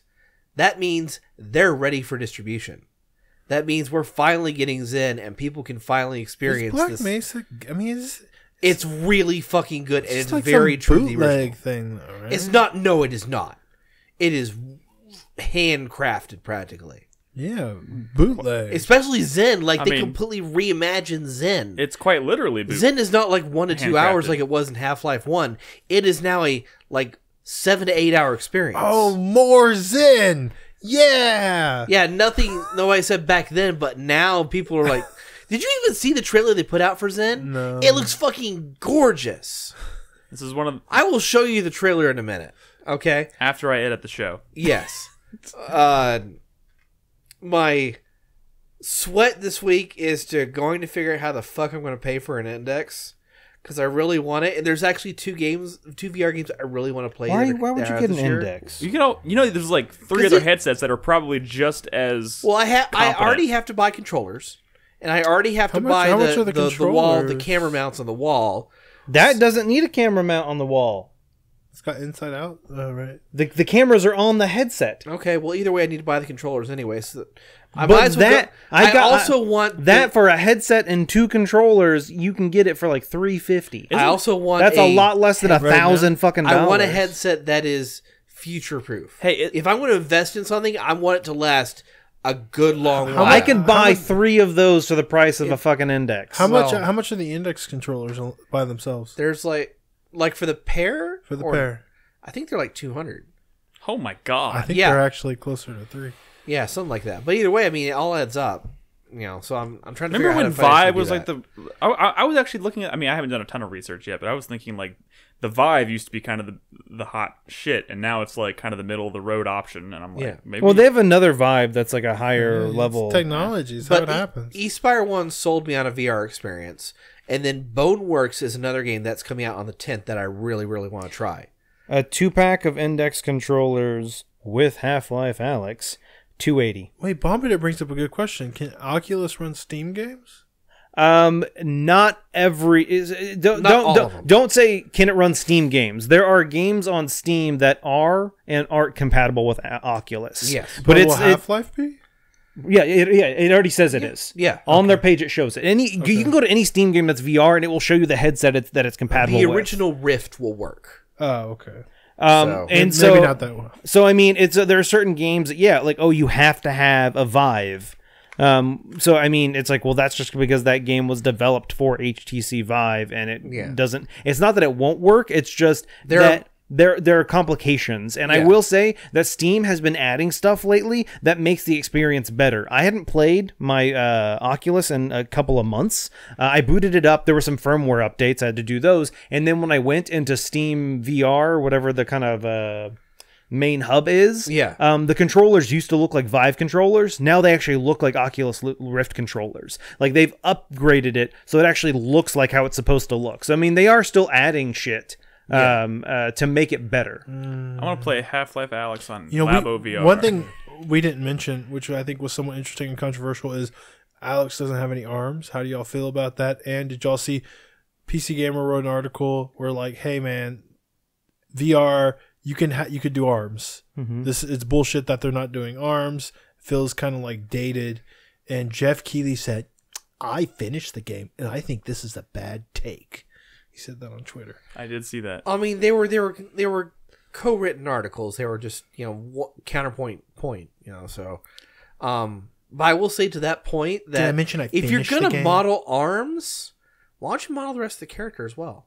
Model those boobs. Well, yeah. To finish off kind of what Trespasser. what Bombarder brought up earlier, asking if Oculus could run Steam games. Oculus does have their own app with their own store, with their own set of games. But a lot of them, like other systems, you can buy on Oculus or on Steam. There are some that are exclusives, but there are some that you can buy in either place. I have the game Trover Saves the Universe or whatever that I bought via the Epic Game Store that I play on my Oculus. I mean, it's just one of those things where immediately right now, I think we're still kind of in that, I don't want to say gray area. I think it's come a long way from where it was like 6 months ago, even where you had to do things in certain places. Now things are starting to get more compatible, and they're starting to include in updates compatibility with other headsets. Is this Half-Life? Is it Half-Life Alyx going to be with like free range of motion, or is it going to be? There's three different types of motion. There's the teleport. There's the full free range, and then there's like that fast movement thing. I forget what it's called. As long as Although I can, in the trailer they don't, she doesn't move at all. Yeah, but I mean, as long as I can play that game with the free range of movement, because Resident Evil 7 didn't bother me, and that was like the ultimate. experience that's for me, in there. So. That's specifically in there. Cool. And my fuck you this week goes to the Game Awards because fuck you for snubbing both Ace Combat 7 And Days Gone. And Luigi's Days Mansion Gone 3. and Metro Exodus. 3 really fucking good games that in certain categories should take it. Well, you know what? It's a good thing we do our own awards show here at 4playernetwork.com, because we won't snub these awesome games. Fuck the Oscars and fuck the Game Awards. Don't be so sure. You're right. We might snub some shit. All right. I don't know if Ace Combat or Metro is going to come up much. Brad. Whoa, Brad. watch your Brad. tongue. My 4-player Brad. minute starts now. Brad, one of the little camera boxes for the index, $150. What? Each little camera box. My God. My 4-player minute starts now. My hype this week goes to Dragon's Dogma. I enjoyed my time starting the other night. I was really surprised at how kind of smooth that game actually is. I thought it was going to be a jankier experience for some reason, but it's actually a very responsive control or character to control, and combat felt really nice. So I'm really looking forward to diving back in. I was fully intending to play more of it this weekend, but I accidentally drank a little too much on Sunday and was like, well, I'm not playing anymore tonight, so here I am, still only about 3 hours into the game. But tomorrow night and Thursday, I'm probably going to play some more, so very much looking forward to that. How do you like how much the pawns talk? I mean, I'm assuming you're saying it's probably going to get on my nerves eventually. The farther you go and the more advanced your pawns become, like when you start using pawns from other players who have seen more, and they will talk quite a bit. Gotcha. Well, we'll see what happens. They go into other people's games, then they come back with knowledge of the world in places that you haven't even been yet. Like they'll be like, his kind is weak to fire. Yeah, or like there's an ambush up ahead. Boner Killer brings up a good point. I did spend about 30 minutes on a glitched escort mission. The girl wouldn't leave town. I was like, I kept having to go in and out of the town. I was like, come out. That sucks. So my sweat this week goes to 2019 cleanup. There's a lot of stuff I want to play. I know, realistically speaking, there's probably a lot of stuff I won't be able to finish, but I want to at least spend a solid amount of time with a bunch of things. So I'm looking forward to, and hopefully going to set aside some time to do next time I have a day off, I might do a stream where I just pop in like 3 or 4 different games that came out this year and play like an hour or 2 of each of them, and just kind of see what sticks and what doesn't. Like Superland is one of them. I want to play more Disco Elysium, things like that. So I have a bunch of stuff I'm kind of keeping my eye on, but I'm very, very worried about, something's not going to make the cut, and that sucks. My thank you goes to whoever invented Baby Yoda. Fucking, I love that little thing. Wait, there's a Baby Yoda? What? What? The fuck are you talking about, Brad? That's why I didn't say it earlier. Not everyone is aware of it. What? He said you watched all 3 episodes. What are you talking about? I- Not to mention, Well, maybe Brad knows, but not everyone knows. I mean, not. It's like. It's become a Snape. Okay, I was at a party last night, and 3 people were not aware of it. Okay, so you were at a party talking about Baby Yoda too. I didn't bring him up. I brought up that there's a character in the game or in the show. Also, it's not really Baby Yoda. It's just correct. We don't need to get into that conversation. Guys, I didn't think Baby Yoda was something we needed to tiptoe around. It's just I'm just joking. People Good. are being weird because about it though. I know, and I feel like that's ridiculous. Snape kills Dumbledore. He's incredible. Oh my god, that was me. In the ending of Death Stranding, the rain. They drink a cup of rain as it's falling. what are you doing? I don't know. Are you hijacking my? Okay. What do you Anyways, think- what do you thank think you. happens at the end of Thank that you game? to whoever created Baby Yoda. I love it. The fucking when he was playing with the knob. Yeah. man. I was like, It's delightful. oh my god. And my fuck you this week goes to Star Wars, Revenge of the Sith. What? So this week, right? So I'm playing Jedi Fallen Order. I'm watching The Mandalorian. I'm like, I'm in a Star Wars mood, and I was like, I want to watch a Star Wars movie. And I started watching the prequels a few months ago just so I can, like, because I hadn't watched them since they were originally in theater. So I was like, I want to see if they're as bad as I remember, right? I made it through Phantom Menace. I was like, that one, it has some moments. The second one's kind of abysmal, and to the point where it made me stop. But I was like, I remember the third one being fun. And I started watching Revenge of the Sith the other night, and I turned it off after 20 minutes because, oh my god, the dialogue in that movie is atrocious. It's doo-doo butt. It is atrocious, I was watching. and the CG is so bad. I had a nice, lovely conversation with a bunch of Star Wars fans in Discord and the TV channel last night, movie channel last night, and I saw there had some interesting points that were well made, and I was like, maybe I just need to push through that because the beginning opening sequence is just bad. The whole thing is just terrible. So I'm watching it on Disney Plus now, and just like in the background while I'm on my computer and stuff, and I feel like it's more bearable. Phantom Menace was playing on my TV when I left to come here. And Why? I just put it on. I was like, maybe Henry will watch it or some shit. I don't know. I just put it on just to laugh. And my wife was watching. She'd never seen it before. She was watching it. And she was like, this looks like when y'all played that game, You Star, You're in the Movies or whatever. Oh, I forgot about that. It just looks so bad. Yeah. Everything looks like it's in front of a green screen because it is. No, but there's It was think it was- 1999. I think it was technically a blue screen. there's one shot in particular at the beginning that made me just like fall out of my chair. It was so bad. And if you remember, Anakin fights Count Dooku at the beginning of Episode 3. And, Yeah. Oh, when he and- does the spin thing? Well, no, Obi-Wan Kenobi goes to attack Count Dooku, and then he like force pushes him against the Knocks the wall, fuck and then out. he like pulls like a platform down and crushes him, and like it's all CG, and you see like Obi-Wan lying on the floor, and you see the platform kind of fall, and when it hits him, like the whole thing just kind of does like this awkward like move across. It looks so bad. Oh my god, that movie is a mess. I've not seen that movie since it came out in I just theaters. wanted to get to the cool lightsaber fight at the end, and I couldn't even make it through the opening sequence. It's not a cool lightsaber. Maybe just go back and watch the originals. Well, dude, Haven't you ever seen it was the more, gif of them It was spinning more of like, I've seen the original trilogy hundreds of times. I've seen episodes 7 and 8 more than I've seen episodes 1, 2, and 3. And I was like, I want to watch something that I haven't seen, something that feels What's Clone unfamiliar. Wars? I bet it's like 24 times. What? The original trilogy. Maybe. I mean, why are you being such a? Why are you being such a? It's Brad. Fucking Yeah, Brad's being ass. Brad. Anyways, that's my fuck you. Fuck those prequel movies, man. Why are they so? I have never George seen Lucas. two characters. Biting commentary. Nick. The worst part is like those movies feel like they were made by someone who lacks a complete understanding of what made the original Star Wars trilogy George so special. Lucas. And it's made by George fucking Yeah, Lucas. I thought you were why. gonna. You were George about Lucas to say is the one. Hideo Kojima. Shut up, Brad. Shut the fuck up. I've never seen two actors have less on-screen chemistry than Hayden Christensen and Natalie Portman. Oh my god. Okay, that's all I'm gonna say. That's all I'm gonna say. Anyways, What happened to that man? I don't know. Thank you for watching and listening and all that stuff. We really appreciate it. You know what also if you're a stinks? fan of the prequel trilogies, I'm sorry if I offended you. Jurassic what I'm not a Park fan Part of, Nick? 2. What? Sand. It's coarse and it gets everywhere.